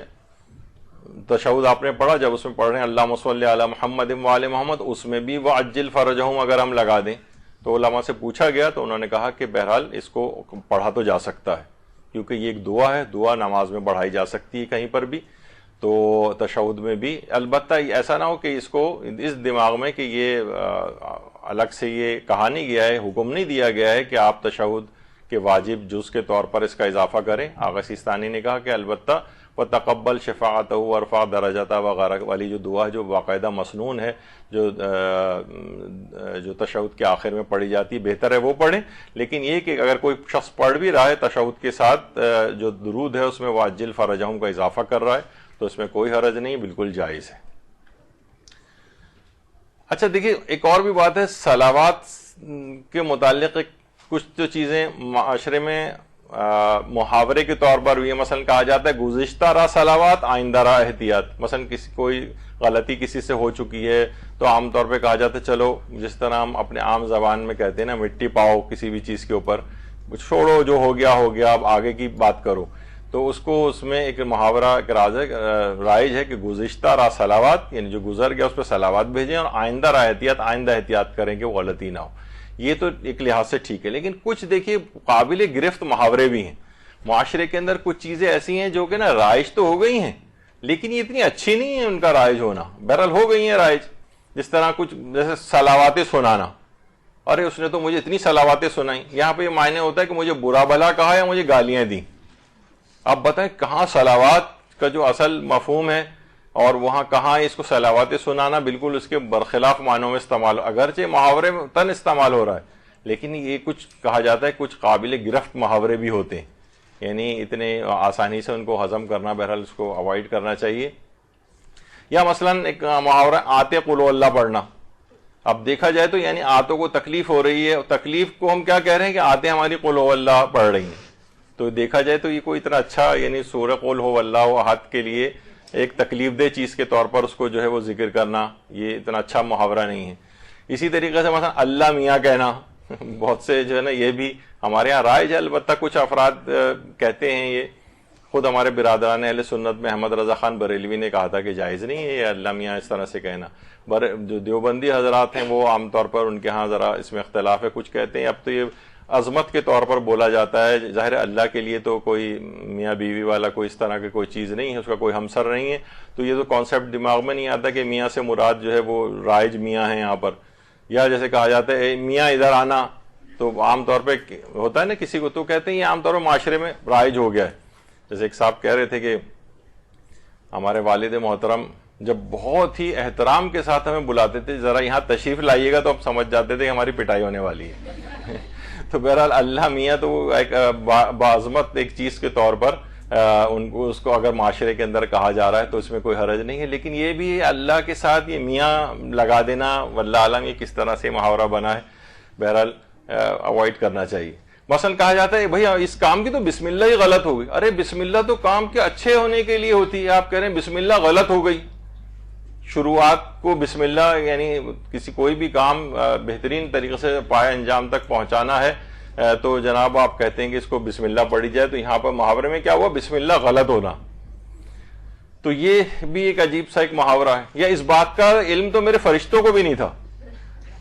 یعنی جو ہر وقت لکھنے کے لیے ایک چیز آپ کے کرامن کاتبین بیٹھے ہوئے ہیں، ان کے لیے آپ کہہ رہی ہیں کہ یہ بھی ان کو بھی نہیں پتا تھی یہ چیز. تو یہ اس طرح کی چیزیں محاوروں میں آتی ہیں. یا مثلا 900 چوہے کھا کر بلی حج کو چلی.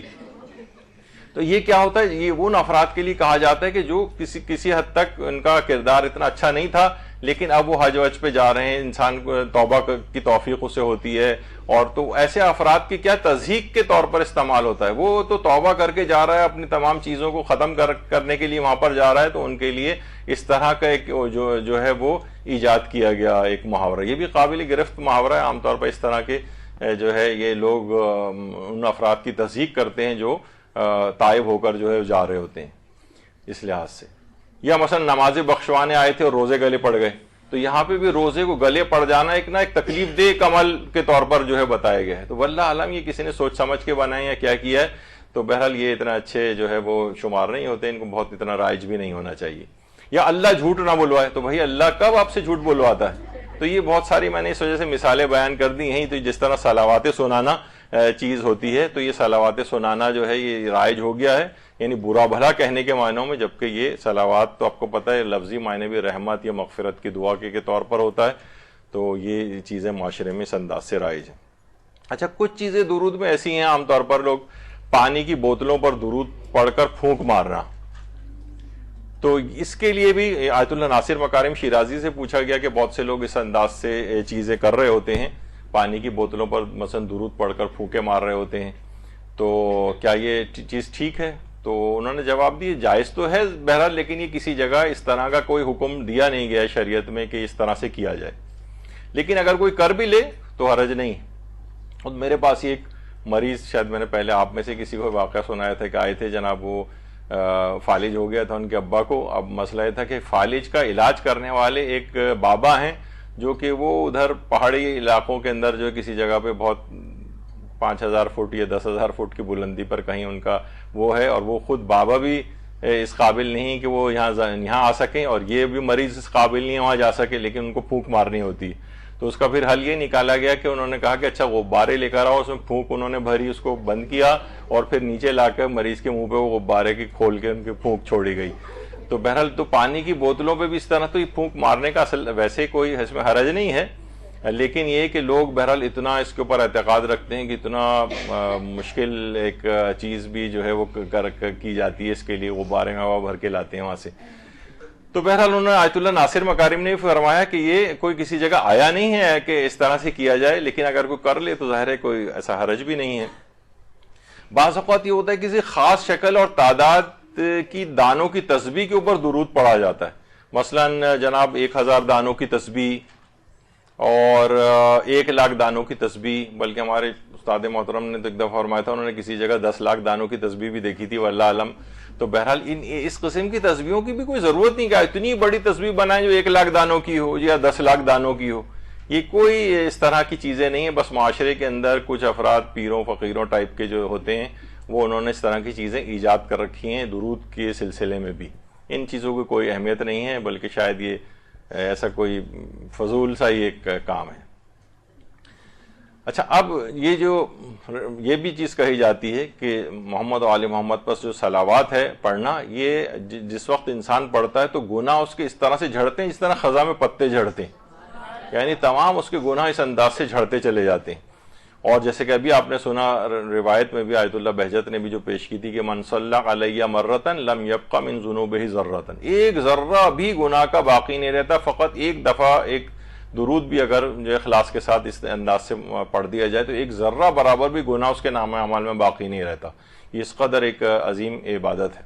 اچھا، ایک سوال ایک اور بھی چیز پوچھی جاتی ہے فقہی احکام میں کہ کیا کوئی عورت مہر میں درود رکھ سکتی ہے؟ کہ مثلا میرا شوہر جو ہے وہ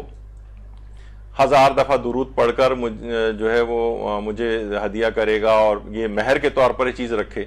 تو بعض علماء ہیں ایسے ہمارے، سوائے آیت اللہ سیستانی کے جن کا نظریہ ابھی آگے چل کر بتاؤں گا. مثلا آیت اللہ ناصر مکارم شیرازی،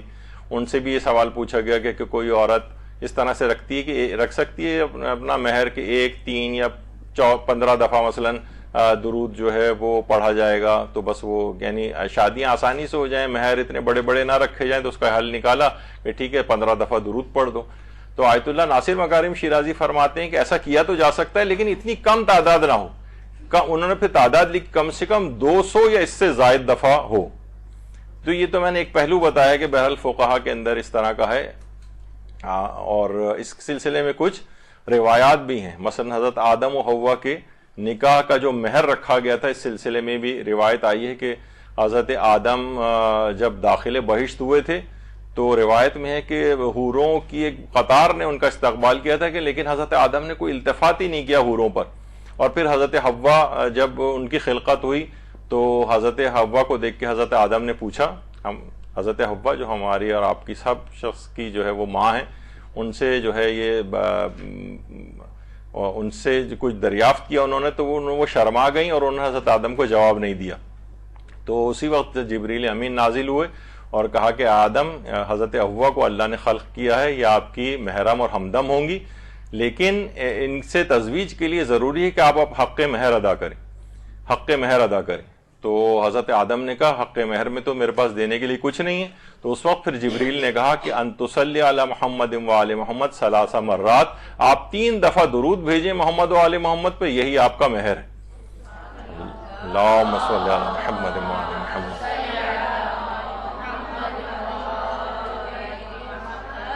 یہ مستدرک الوسائل کی روایت ہے، اور کچھ روایات میں 10 دفعہ صلوات بھیجنے کا بھی تذکرہ ہے. 10 مرات وہ اس کا بھی تذکرہ ہے کہ 10 دفعہ درود بھیجا جائے روایات کے اندر. تو جو علماء بہرحال اس کے قائل ہیں کہ ایسا کیا جا سکتا ہے، تو اس قسم کی ایک روایت مجھے نہیں پتا کہ وہ اصلاً ان کے پاس اس کی دلائل کیا ہیں، لیکن بہرحال ایک روایت اس انداز کی ملتی ہے جس میں حضرت آدم کے مہر کا تذکرہ ہوا ہے کہ جس میں محمد و آل محمد پر درود بھیجا گیا تھا. اچھا، اب جو یہ ہے کہ مثلا انسان نکاح دائمی کر رہا ہے، نکاح انقطاعی کر رہا ہے، اس میں کیا درود کو مہر کے طور پر، تو اس میں آیت اللہ سیستانی یہ فرماتے ہیں کہ کوئی سا بھی نکاح ہو، وہ فرماتے ہیں کہ احتیاط واجب یہ ہے کہ درود کو فزیکل ہونا چاہیے، یعنی مالی ہونا چاہیے. یعنی ایسا نہیں ہو کہ بس آپ نے کہا کہ میں درود پڑھ کے اور وہ کروں گا، یعنی کوئی نہ کوئی اس میں رقم انوالو ہونی چاہیے. جیسے علماء اور بھی علماء فرماتے ہیں کہ جیسے یہ کہا جیسے ہوتا ہے نا کہ مجھے یہ 14 معصومین کی زیارات جو ہے وہ مہر میں رکھ دیتے ہیں، یعنی اس کا خرچہ، یا مجھے حج کروائے گا، حج کا خرچہ مہر کے اندر رکھا جا سکتا ہے، کیونکہ وہ ایک فزیکل ایک مادی ایک چیز ہے. یعنی وہ فرماتے ہیں کہ جو درود نہ رکھا جائے، احتیاط واجب ہے کہ درود وغیرہ یا اس طرح کی چیزیں نہ ہوں. یا بہت سے لوگ کہتے ہیں مثلا سورہ پڑھ کے جو ہے وہ علماء کے جو کہ کہتے ہیں کہ ہاں یہ چیزیں ہو سکتی ہیں، جیسے ناصر مکارم شیرازی بھی وہ فرماتے ہیں کہ وہ یہ کرے کہ مثلا 1000 دفعہ درود اس نے مہر رکھوا دیا تو شوہر جو ہے اس کا 1000 دفعہ درود پڑھے گا، پھر اس کا ثواب اپنی بیوی کو ہدیہ کرے گا. تو یہ اس طرح سے ہو سکتا ہے. لیکن آغا سیستانی فرماتے ہیں احتیاط واجب یہ ہے کہ اس طرح کا نہ ہو، بلکہ مالی طور پر ہونا چاہیے. اور اصل میں پھر اس کے پیچھے بھی ایک اور روایت ہے کہ جو کہ بحار الانوار کی جلد نمبر 100 میں، کہ جب حضرت آدم اور حوا کو زمین پر بھیجا گیا تھا تو اس وقت زمین پر ساری اللہ نے اپنی تمام نعمتیں جو ہیں وہ موجود تھیں، سوائے 2 چیزیں ایسی تھیں جو اس وقت زمین پر نہیں تھیں، ان کے نازل ہونے کے بعد زمین پر بھیجی گئی ہیں، وہ ہے سونا اور چاندی. اور پھر اس کو حضرت آدم نے حضرت حوا کے لیے مہر کے طور پر رکھا تھا. یعنی وہی جیسے آغا سیستانی بھی فرماتے ہیں کہ مہر کو مادی ہونا چاہیے،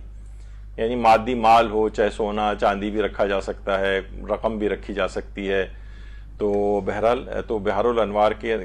اندر یہ روایت ہے پیغمبر اکرم صلی اللہ علیہ وآلہ وسلم کی. صلی اللہ علیہ وسلم کہ اس سے پہلے سونا اور چاندی نہیں تھا، ان کے زمین پر آنے کے بعد یہ نازل ہوا ہے، اور اس کے بعد سے یہ مہر قرار دے دیا گیا، اور اس کے بعد سے یہ لازم قرار دے دیا گیا کہ کوئی بھی شخص بغیر مہر کے نکاح نہیں کر سکتا جب تک کہ وہ مہر کو طے نہ کرے. تو بہرحال یہ اس لحاظ سے ایک پہلو اس کے اندر آیا. ایک اور سوال پوچھا جاتا ہے کہ ذبح کے وقت جو ہم بسم اللہ پڑھتے ہیں یا اللہ کا نام لیتے ہیں تو اس کے بجائے کیا درود پڑھا جا سکتا ہے؟ تو یعنی ظاہر ہے جب اس میں اللہم صلی علی محمد و آل محمد کہہ رہے ہیں تو اللہم تو اس کے اندر آ رہا ہے نا، کیونکہ خود آیت اللہ سیستانی بھی فرماتے ہیں کہ صرف اگر بسم اللہ بھی نہ پڑھیں، صرف کہیں اللہ اور ذبح کر دیں تو وہ بھی ٹھیک ہے۔ تو اس لحاظ سے آیت اللہ سیستانی کے نزدیک ذبح کے وقت اگر کوئی شخص اللہم سے درود پڑھ دے تو وہ بھی کافی ہے، یعنی ذبح بھی اس کا صحیح شمار ہوگا۔ البتہ آیت اللہ ناصر مکارم شیرازی ہیں یا مثلا آیت اللہ شبیریہ زنجانی وہ فرماتے ہیں یہ کافی نہیں ہے۔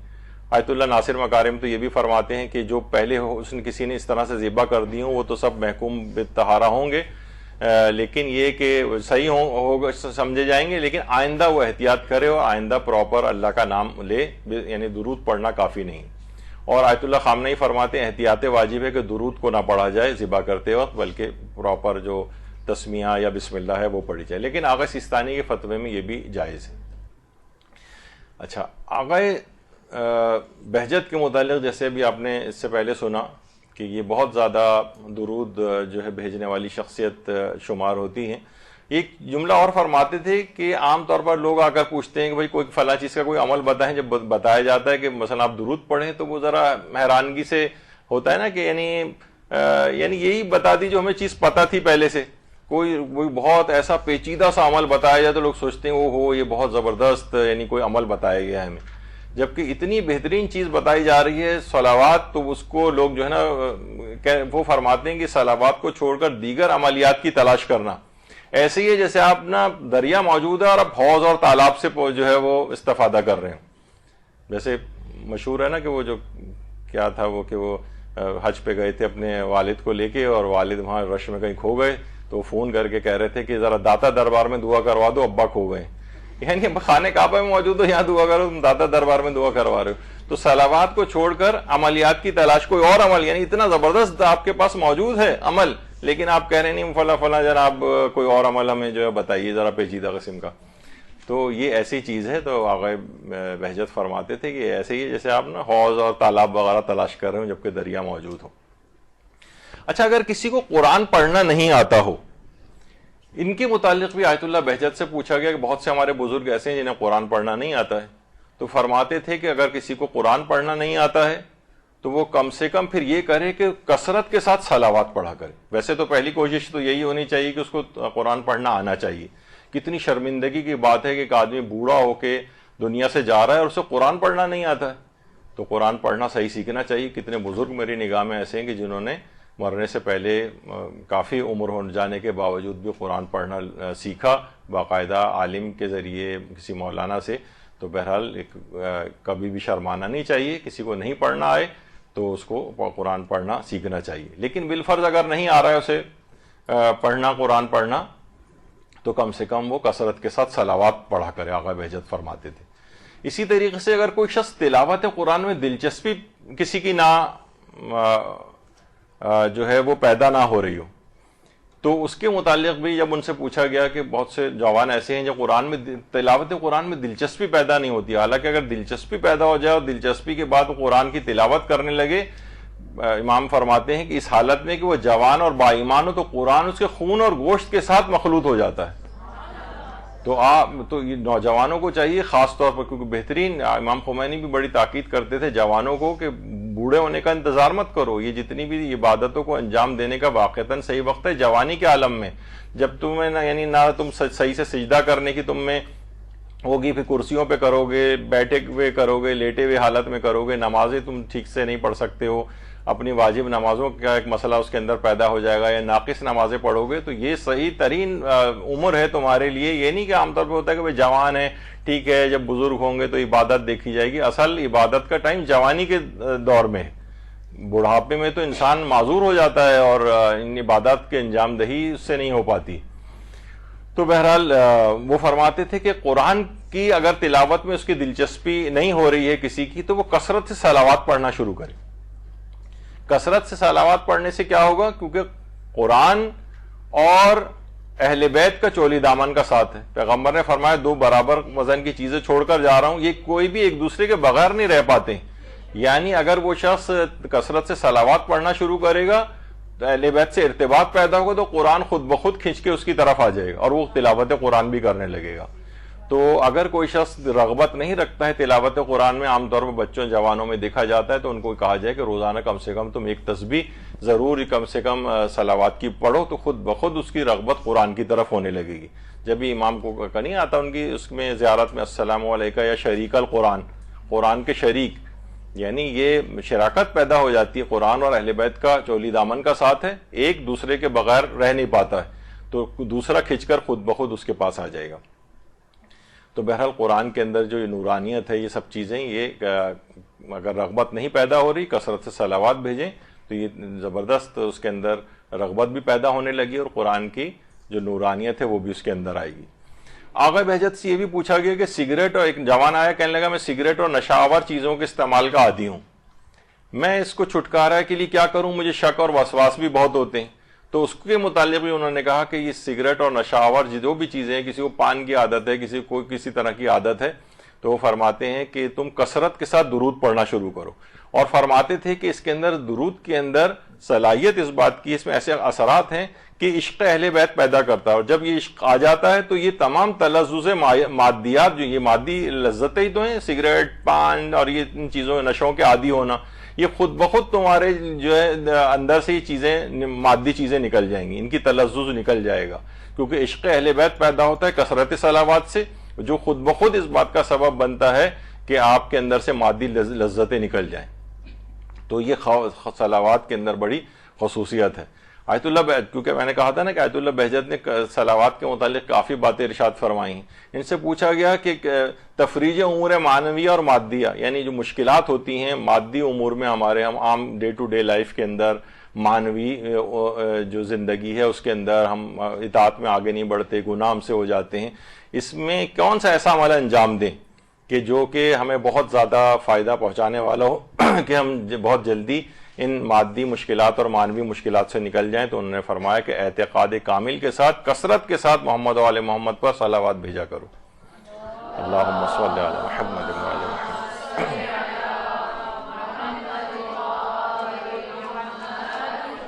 اور پھر ان کی وصیتوں میں سے ایک یہ بھی ہے کہ ان سے پوچھا گیا کہ اللہ کی طرف قربت حاصل کرنے کے لیے سب سے بہترین راہ کون سی، سب سے قریب ترین راہ کون سی؟ تو انہوں نے جواب دیا کہ محمد و آل محمد پر صلوات بھیجنا یہ اللہ سے سب سے زیادہ آسان اور قریب ترین، اللہ سے قریب کرنے والا یہ عمل ہے. انسان کثرت کے ساتھ صلوات بھیجے. پھر انہوں نے یہ بھی بات کہی کہ ان سے پوچھا گیا کہ مجھے غصہ بہت آتا ہے تو کیا کروں؟ آیت اللہ بہجت نے فرمایا کامل عقیدے کے ساتھ زیادہ سے زیادہ درود پڑھا کرو، غصہ بھی تمہارا کم ہو جائے گا.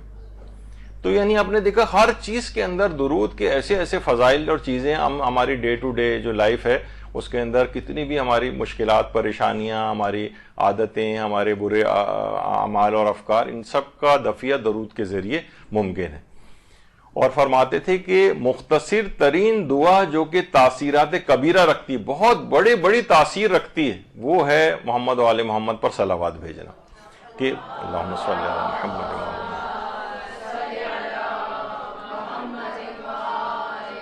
کہ مختصر ترین ہے لیکن جو ہے بہت بڑی تاثیرات رکھتی. تو اور فرماتے تھے یہ بھی کہ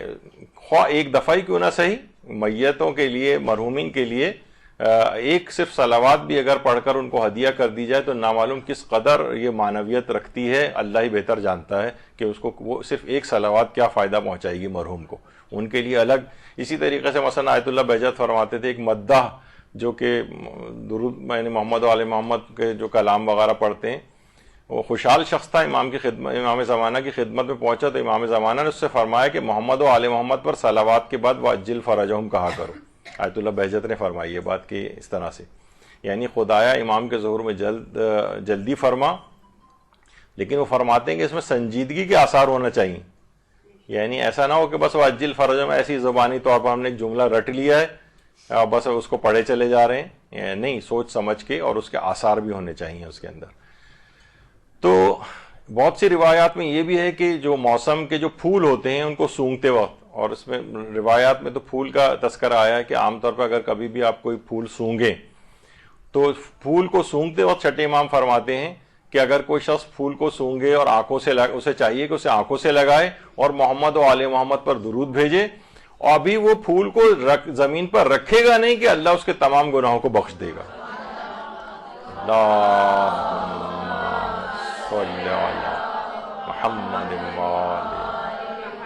تو جو بھی پھل ہیں پھول ہیں ان کو جب بھی آپ کھانے لگیں یا ان کو سونگھنے لگیں تو آنکھوں سے بھی اس کو لگائیں. امام نے فرمایا کہ بہرحال یہ جو پھل ہیں یہ جنت سے آئے ہیں, یعنی اس طرح کے بھی الفاظ آئے ہیں روایات کے اندر,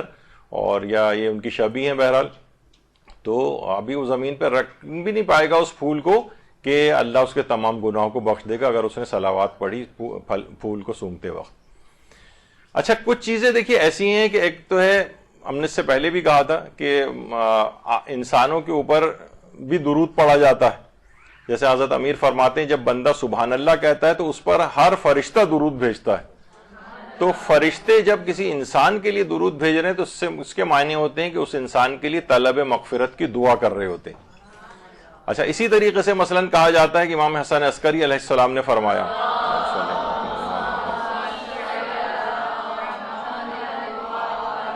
کہ جو شخص ایسی جگہ بیٹھنے پر راضی ہو گیا جو اس کے مقام و شرف سے کمتر تھی, تو جب تک وہ اس جگہ بیٹھا رہے گا اللہ اس کے ملائکہ اور اس پر درود بھیجتے رہیں گے. یعنی اس کے اوپر درود, یعنی اللہ اپنی رحمتیں نازل کرتا رہے گا, اس کی بخشش کرتا رہے گا, یہ سب کچھ ہوگا اپنی کمتر جگہ. ورنہ تو لوگ کیا کرتے ہیں, دوسروں کے سروں پر سے پھلانگتے ہوئے سب سے آگے جا کے پہنچ کے زبردستی جگہ کر کے بیٹھ جاتے ہیں. بلکہ میں نے ایک دفعہ شاید بتایا بھی تھا, آیت اللہ جوادی عاملی فرماتے ہیں کہ حج کے لیے جب وہ تشریف لے گئے تو وہ صف بن رہی تھی. کہہ رہے ہیں ایک شخص اس طرح سے آیا, صف پوری, آپ کو پتہ ہے وہاں تو بہت زیادہ رش ہوتا ہے, لیکن اس طرح سے آیا کہ پوری صف کو اس نے جو ہے نا بڑا درم بھرم کر دیا, اور ایسی جگہ بنائی کہ بیچارہ جو کھڑا ہوا ہے پہلے سے شخص تھا وہ نکل کے باہر کھڑا ہو گیا. اب نماز بھی اس نے نہیں پڑھی. کہا کہ خدا ہی جانتا ہے کہ اس اکیلے شخص کی فرادہ کتنی زبردست ثواب ملا ہوگا, اور یہ جس نے زبردستی اپنے یہاں پر جگہ بنائی تھی یہ کس قدر خسارے میں ہوگا. تو بہرحال اس طرح سے کرنا, لوگوں کو تکلیف اور اذیت پہنچاتے ہوئے, گردنوں پہ پاؤں رکھتے ہوئے ان کے جو ہے وہ جگہ اپنی بنانا, تو اپنے سے کمتر جگہ بھی کہیں آپ کو پیچھے کہیں کونے خدرے میں بھی جگہ مل رہی ہو تو وہاں پہ تو اللہ اور اس کے ملائکہ اس پر درود بھیجتے رہتے ہیں. تو یہ اس طرح کی چیز ہے. اسی طریقے سے رسول اکرم صلی اللہ علیہ وآلہ وسلم فرماتے ہیں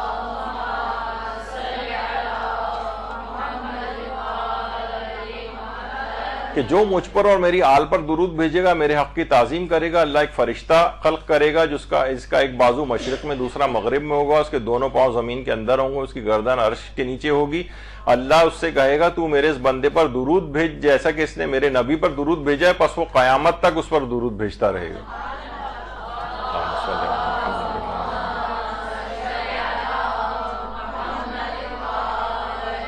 یعنی ابھی جو آپ یہ درود بھیج رہی ہیں تو اس پر آپ فرشتے آپ پر درود بھیج رہے ہوں گے اس کے جواب میں. تو بہرحال یہ اس انداز سے, اور پیغمبر یہ بھی فرماتے ہیں جس نے میرے اوپر صلوات کو لکھا ہے جب تک وہ کتاب باقی رہے گی ملائکہ اس پر صلوات بھیجتے رہیں گے.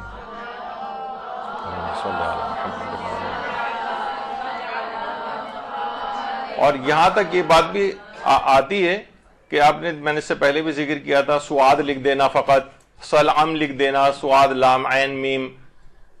ابھی آگے چل کر اس کا تذکر آئے گا. بہرحال کہ جس نے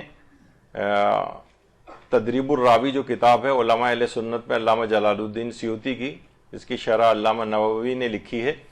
اس میں انہوں نے اس بات کو لکھا ہے کہ سب سے پہلا وہ شخص کہ جس نے یہ سعاد اور یہ شارٹ فارم ایجاد کی سلام, اس کے ہاتھ کاٹ دیے گئے تھے. اور یہ کہا گیا تھا کہ جب, اور ہاتھ کیوں کاٹے تھے, چوری کی سزا میں ہاتھ کاٹے جاتے نے کہا کہ یہ اس نے تو پورے صلوات ہی چوری کر لی. رسول اللہ کے اوپر لوگ صلوات لکھتے تھے اس سے پہلے, لیکن اس نے اس طرح سے رائج کی کہ آج ہر جگہ آپ دیکھتے ہیں کہ بہرحال, لیکن اس کو جس نے ایجاد کیا تھا اس کے ہاتھ کاٹے گئے تھے. تو بہرحال اس طرح سے ہے کہ جب بھی کبھی انسان لکھے بھی اگر رسول اللہ کا نام یا ان کا کوئی لقب, جیسے ہم نے کہا تھا مصطفیٰ لکھ رہا ہے, یا ان کی کنیت بھی اگر ہے ابو القاسم, وہ بھی اگر کوئی شخص لکھ رہا ہے تو صلوات اس کے ساتھ لکھے, یہ مستحب ہے. اچھا, جو تحریر تو فرشتے اس کے لیے استغفار کرتے رہتے ہیں جو بھی صلوات لکھے گا رسول اللہ کے نام کے ساتھ. اور یہ بھی کہا کہ جب کوئی شخص کسی مریض کی عیادت کو جاتا ہے تو عیادت کے لیے جانے کے وقت سے لے کر اگر دن ہو تو رات کے چھا جانے تک, اگر رات ہو تو صبح ہونے تک 70,000 فرشتے اس پر درود بھیجتے ہیں. یعنی وہ عیادت کے لیے گیا ہے کسی کی، تو فرشتے اس کے اوپر درود بھیج رہے ہیں. یہ سب روایات ان کے لیے پیش کی جا رہی ہیں کہ اللہ اور اس کے ملائکہ وہ درود بھیج رہے ہیں اس شخص کے اوپر جو ان اعمال کو انجام دے رہا ہے. مثلا رسول اللہ یہ بھی فرماتے ہیں کہ حسین پر گریہ کرنے والوں اور عزاداروں پر خدا کا درود ہو، اور ان پر بھی کہ جو دشمنان حسین پر لعنت اور نفرین کرتے ہیں، اور ان پر بھی کہ جن کے دل قاتل حسین کے خلاف غصہ اور کینے سے پر ہیں، ان کے اوپر بھی اللہ درود بھیجتا رہتا ہے. تو اس لحاظ سے تو تمام مومنین پر، بہرحال تمام عزاداروں پر اللہ کا جو ہے وہ درود ہوتا ہے. اور یہ درود عام لوگوں کے لیے ہم تو پہلے بھی ذکر کر چکے ہیں، سورہ بقرہ میں ہے ارشاد خداوندی، ہم یقیناً تمہارے تھوڑے خوف، تھوڑی بھوک اور اموال و نفوس اور ثمرات کی کمی سے تمہیں آزمائیں گے، اور اے پیغمبر آپ ان صبر کرنے والوں کو بشارت دے دیں کہ جو مصیبت پڑھنے کے بعد یہ کہتے ہیں ہم اللہ ہی کے لیے اسی کی بارگاہ میں واپس جانے والے ہیں، کہ ان کے لیے پروردگار کی طرف سے صلوات اور رحمت ہے، اور یہی ہدایت یافتہ ہے. تو اگر کوئی شخص اتنے مشکلات کے اندر نظر آتا ہے دنیاوی اعتبار سے آپ کو، اور وہ یہ کہتا ہے انا للہ و انا الیہ راجعون، تو اللہ اس کے اوپر صلوات اور اپنی رحمت کو بھیجتا ہے. اچھا، اب غیر نماز میں درود پڑھنا کیا واجب ہے یا مستحب ہے؟ ایک بحث ہے ہمارے یہاں. نماز میں تو آپ نے تشہد میں سن ہی لیا تھا کہ درود بھیجنا واجب ہے، یا مثلا انسان اگر نظر کرے، علماء میں رائج ہے کثرت صلوات کی نظر کرنا، مثلا 1000 دفعہ 1,00,000 دفعہ اعمال کو انجام دینے کے لیے. لیکن غیر نماز میں یا نظر وغیرہ کا مسئلہ نہ بھی ہو، اس میں تو پورا کرنا واجب ہوتا ہے. عام طور پر تو اس میں ہم نے یہ چیز بتائی تھی آیت اللہ ناصر مکارم کے اعتبار سے بھی پچھلی دفعہ کہ کم سے کم زندگی میں ایک دفعہ تو واجب ہی ہے، باقی تاکیدی مستحب ہے. لیکن کچھ علماء ہمارے ایسے گزرے ہیں کہ جو کہ عام حالات میں بھی جب بھی رسول کا نام آئے وہ درود کو پڑھنا واجب سمجھتے رہے ہیں. مثلا جس میں علامہ مجلسی تھے، محدث نوری تھے، شیخ اور عاملی تھے، یوسف بحرانی تھے، ملا محسن فیض کاشانی تھے، اور یہ تو زیادہ تر اخباری علماء گزرے ہیں. کچھ کہتے ہیں محدث نعمت اللہ جزائری کہ وہ بھی شاید اخباری علماء میں شامل ہوتے ہیں، تو بہرحال شاید تو ان کے متعلق بھی کہا جاتا ہے. لیکن شیخ بہائی ان کا بھی بہرحال یہی نظریہ تھا کہ جب بھی کبھی رسول اللہ کا کے اوپر درود عام زندگی میں بھی پڑھا جائے تو واجب ہے کہ درود پڑھا جائے. لیکن موجودہ مراجع اور مجتہدین جو ہیں وہ یہ فرماتے ہیں کہ نہیں، واجب تو البتہ نہیں ہے، لیکن تاکیدی مستحب ہے. اور عام طور پر ریکمینڈڈ یہ ہے کم سے کم ایک محفل ہو جس میں متعدد بار بھی رسول اللہ کا نام لیا جا رہا ہو، تو کم سے کم ایک دفعہ تو ضرور اس میں درود پڑھ دینا چاہیے. لیکن ہر دفعہ ہی اگر پڑھیں، زیر لب پڑھ لیں، اگر اس کا بلند آواز سے پڑھنے کا موقع نہیں ہے تو بھی جب بھی موقع آئے، جب بھی، حتیٰ کہ ہم نے پچھلی دفعہ کہا تھا نمازوں کے اندر بھی اگر ایسا ہو رہا ہے تو بھی اس کی تکرار جو ہے وہ مستحب ہوتی ہے. اسی طریقے سے مثلا ہوتا ہے کہ جیسے عام طور پر رکوع اور سجود کے اندر بہت سے، اگر آپ کہیں جائیں اور پیش امام جو ہے وہ پڑھا رہا ہو اذکار پڑھنے کے بعد، تو وہ ربی صلی علی محمد و آل محمد بھی کہہ رہے ہوتے ہیں، اللہم کے بجائے ربی لگا دیتے ہیں اس کے ساتھ. تو ربی یعنی ایک چھوٹی یہ بھی اس کے ساتھ لگ جائے. ربی صلی علی محمد و آل آل بیتہ یہ بھی کہا جا سکتا ہے. تو رکوع اور سجود کی حد تک تو صحیح ہے. لیکن مثلا ربی صلی علی محمد و آل محمد، کیا یہ درود تشہد کے اندر پڑھ سکتے ہیں ہم؟ مثلا ہم واشہد ان محمدً عبدہ ورسولہ، پھر اس کے بعد اللہم کے بجائے ہم کہتے ہیں ربی صلی علی محمد و آل محمد، کا یہ کہہ سکتے ہیں؟ تو ایک استفتاء تھا آیت اللہ سیستانی کا جس میں انہوں نے کہا تھا کہ اگر وہ جاہل مقصر ہے تو احتیاط لازم کی بنا پر وہ تمام نمازوں کو دوبارہ پڑھنا پڑے گا جو اس نے ربی صلی اللہ کے ساتھ پڑھی. ایک استفتاء تھا. لیکن بہرحال جب ہم نے اس کو کنفرم کیا، بھی شاید 2 روز پہلے ہی ان کے استفتاء سیکشن کے جو لحاظ سے سربراہ ہیں آغا مہری، ان سے جب پوچھا گیا تو انہوں نے کہا کہ بہرحال نماز تو باطل نہیں ہے اگر کوئی اس طرح سے پڑھ رہا ہے، لیکن افضل وہی ہے کہ جو رائج جو درود ہے اللہم صلی علی محمد و آل محمد وہی پڑھا جائے. تو بہرحال اس سے علاوہ رکوع اور سجود کے اندر پڑھ سکتے ہیں ربی صلی علی محمد و آل محمد، لیکن تشہد کے اندر اس طرح سے اضافہ نہ کریں. کیا رکوع سجود کے اذکار کی جگہ فقط درود پڑھ سکتے ہیں؟ مثلا ہم سبحان ربی الاعلی یا ربی العظیم و بحمدہ یہ نہیں پڑھ رہے رکوع سجود میں اور صرف درود پڑھ رہے ہیں، تو آغا سیستانی فرماتے ہیں نہیں، ایسا نہیں کرنا چاہیے. وہ جب آپ ذکر پڑھ لیں، جو بھی ذکر پڑھ رہے ہیں، سبحان اللہ، الحمدللہ یا سبحان ربی العظیم یا ربی الاعلی، اس کے بعد پھر آپ پڑھ لیں درود. لیکن فقط یہ کافی نہیں کہ صرف آپ درود پڑھ کے کہ آپ سمجھیں کہ یہ ذکر کافی ہو گیا ہے، اور یہ شمار ہو گیا ہے رکوع اور سجدے کے ذکر کے طور پر. تو یہ اس طرح سے اکیلا نہیں پڑھا جا سکتا. اچھا، کیا بلا سبب نماز میں کہیں بھی درود پڑھ سکتے ہیں؟ یعنی ہم نے رسول اللہ کا نام بھی نہیں سنا، بس ویسے ہی دل چاہا ہمارا کہ مثلا ہم سمع اللہ کہہ کے کھڑے ہوئے اور ہم نے کہا ایک درود بھی پڑھ لیا جائے. تو جواب ہے کہ جی ہاں، نماز میں کہیں بھی بلا سبب بھی درود کو پڑھا جا سکتا ہے اور اس سے کوئی نماز پہ فرق نہیں پڑے گا. البتہ بہرحال کوشش کریں کہ ایسا نہ ہو کہ لوگوں میں اس طرح کی چیزیں رائج ہو جائیں، لوگ پھر ایک کوئی نئی نماز ٹائپ کی بنا لیں. تو بہرحال اس انداز سے نہیں کرنا چاہیے. اسی طرح نماز جماعت کے اختتام پر تسبیح حضرت زہرا یا آیت درود میں کس کو مقدم کریں؟ بعض اوقات جیسی نماز ختم ہوتی ہے لوگ ان اللہ و ملائکتہ یصلون علی النبی پڑھنے لگتے ہیں. تو بہرحال یا درود ہی پڑھنے لگتے ہیں. یعنی ہے نا کہ کتنی زیادہ تاکید اس کی ہے کہ تسبیح حضرت زہرا ابھی اس نے پہلو بھی نہ بدلا ہو تو اس فوراً تکبیر پڑھنے کے بعد فوراً بعد تسبیح شروع کر دی جائے. تو آغا سیستانی سے جب یہ سوال پوچھا گیا تو انہوں نے کہا کہ دونوں ہی چیزیں بہترین ہیں، کوئی سا بھی پڑھ لے اس سے فرق نہیں. آیت اللہ وحید خراسانی نے کہا کہ درود پڑھنا بہرحال یہ فاصلہ کرنا شمار نہیں ہوتا ہے، یعنی درود پڑھ کے بھی اس کے بعد تسبیح پڑھی جا سکتی ہے. لیکن کچھ علماء ہمارے سے گزرے ہیں، جیسے آیت اللہ صادق روحانی، ابھی ان کا انتقال ہوا کچھ ہی عرصے پہلے، وہ فرماتے تھے کہ نہیں، تسبیح حضرت زہرا فوراً بعد پڑھنے کی جو تاکید روایت میں آئی ہے یہ اس لحاظ سے درود پر مقدم ہے، یعنی وہاں پر تسبیح فوراً جو ہے پڑھی جائے، درود اس کے بعد پڑھا جائے. لیکن آیت اللہ سیستانی فرماتے ہیں کہ بہرحال دونوں چیزیں بہترین ہیں، دونوں چاہے پڑھ سکتے ہیں. اور درود اگر پڑھ بھی رہے ہیں تو ایسا کوئی فاصلہ شمار نہیں ہو رہا تسبیح کے اندر، یہ آغا وحید خراسانی نے کہا. تو بہرحال اگر کوئی نماز کے فوراً بعد اس طرح سے اگر کر بھی رہا ہے تو اس میں کوئی حرج نہیں. نماز کے بعد 3 مرتبہ درود پڑھنا یہ کوئی الگ سے روایت میں نہیں آیا ہے. تکبیر کے بعد یعنی آپ 3 دفعہ بھی پڑھ سکتے ہیں، 5 دفعہ، 7 دفعہ، کم یا زیادہ جتنا بھی چاہیں پڑھ سکتے ہیں، اس میں الگ سے کوئی تاکید نہیں آئی. بہت سے لوگ کہتے ہیں کہ درود میں جو ہے وہ ایک طبقہ پیدا ہو گیا، ہمارے ہاں پیدا ہو گیا ہے کہ درود میں مولا علی شامل نہیں ہے. تو انہوں نے ایک نیا درود بھی پھر ایجاد کیا، اللہم صلی علی محمد و علی و اعلی آل محمد، یہ ایجاد کر لیا انہوں نے. حالانکہ آل محمد میں خود درود میں خود روایات بھی اس کے اندر ہیں شاہد، اور کہ اس کے اندر خود ہی مولا علی شامل ہی ہیں آل محمد میں. تو الگ سے ان کا ذکر کرنے کی اور نیا درود بنانے کی کوئی وجہ نہیں.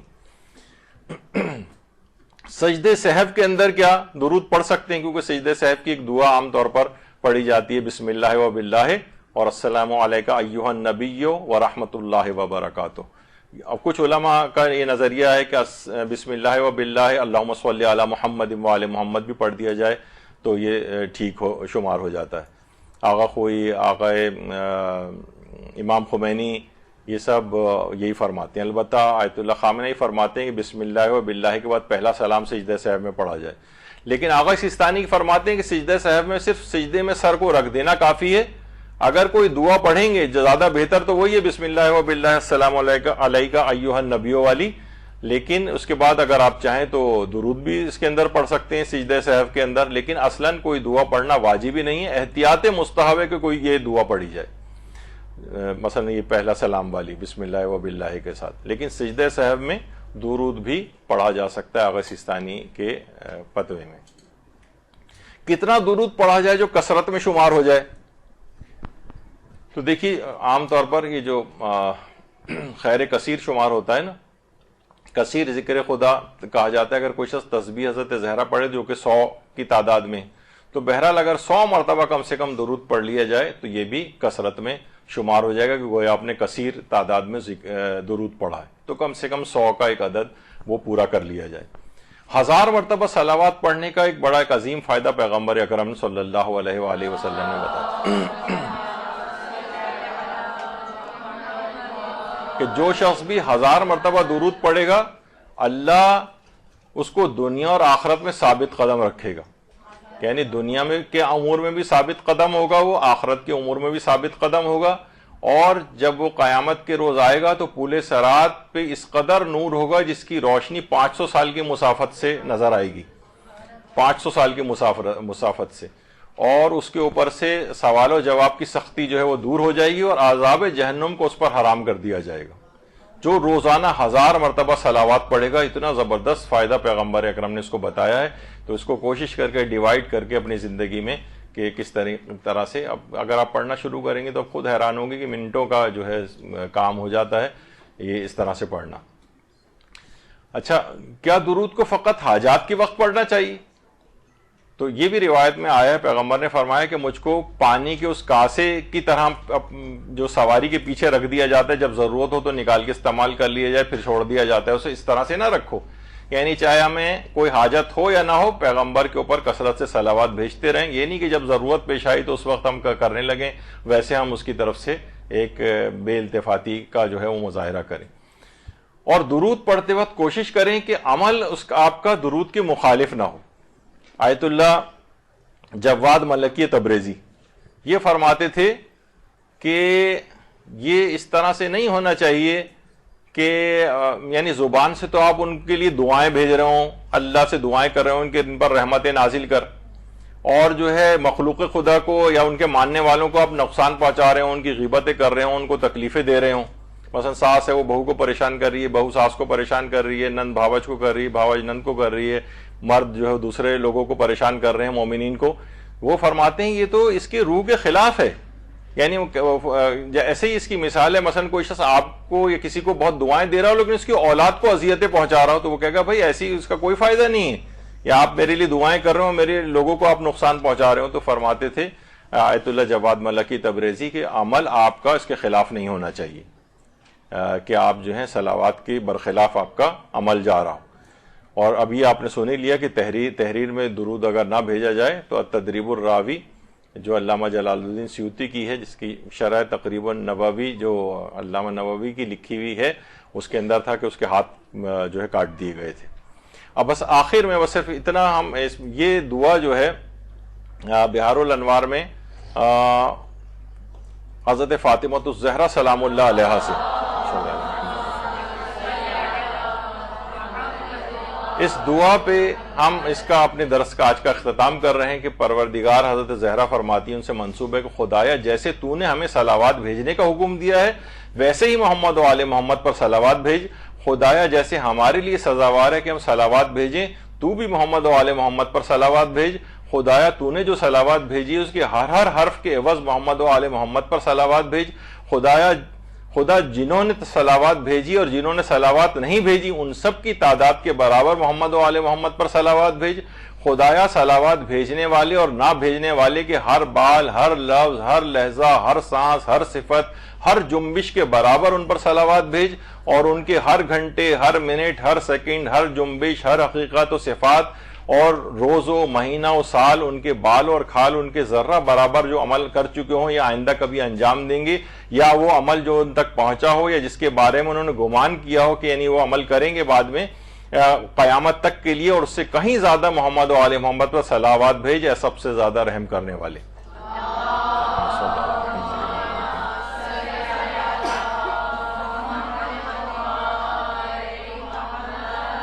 تو ان دعائیہ کلمات جو حضرت زہرا سے منسوب ہیں اسی پر آج ہم اپنے صلوات کے چوتھے نشست کا اختتام کر رہے ہیں.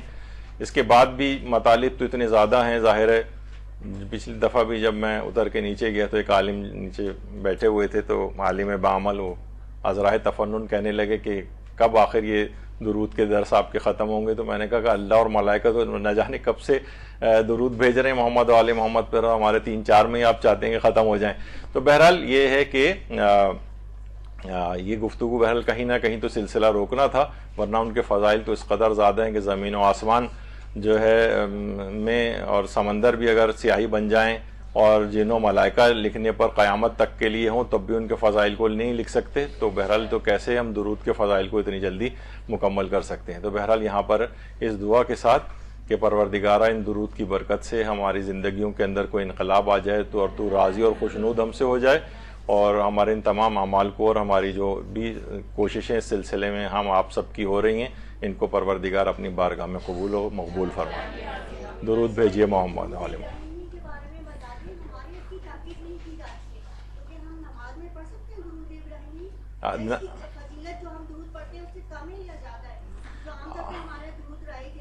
جی دیکھیے، سب سے پہلی بات ایک ہمارے یہاں کانسیپٹ ہے کہ شاید درود ابراہیمی جو ہے وہ ہم غیر شیعوں کا ایک درود عام طور پہ سمجھا جاتا ہے، ایسا نہیں ہے. درود ابراہیمی بھی ائمہ معصومین سے مروی ہے ہمارے یہاں، کیونکہ درود کی کوئی ایک شکل نہیں ہے. ابھی تو میں نے آج بیان نہیں کیا، درود توسی ہے، اس کے کچھ مخصوص الفاظ ہیں. درود زراب اصفہانی ہے، اور بہت سارے اور درود فاطمیہ تو آپ نے پچھلی دفعہ سنا، پھر جو ہے واجل فرجہم والے کا تذکرہ آج آپ نے سنا. بہت سارے درودوں کی اقسام ہیں جو ہم نے بیان ہی نہیں کی، کیونکہ وہ تو بہت تفصیل تو اس میں. درود ابراہیمی بھی ہے، درود ابراہیمی بھی بالکل پڑھا جا سکتا ہے عام حالات میں. البتہ نمازوں کے اندر وہی آپ جو آغا سیستانی نے فرمایا کہ افضل اور اکمل جو سب سے بہترین درود وہی ہے، بس اسی کے اوپر اکتفا کریں. بعد میں عمومی زندگی کے اندر چاہیں تو درود ابراہیمی بھی پڑھیں آپ، کیونکہ اس میں اللہم صلی علی محمد و آل محمد، اس کے بعد پھر حضرت ابراہیم اور دیگر اور جو لمبا چوڑا جو درود ہے اس کے بعد آتا ہے. تو وہ پہلا والا جو درود ہم پڑھتے ہیں وہ تو خود بخود اس کے اندر آ ہی چکا ہوتا ہے. تو بہرحال اس میں بھی کوئی حرج نہیں، پڑھا جا سکتا ہے. بہرحال درود بھیجیے محمد و آل محمد.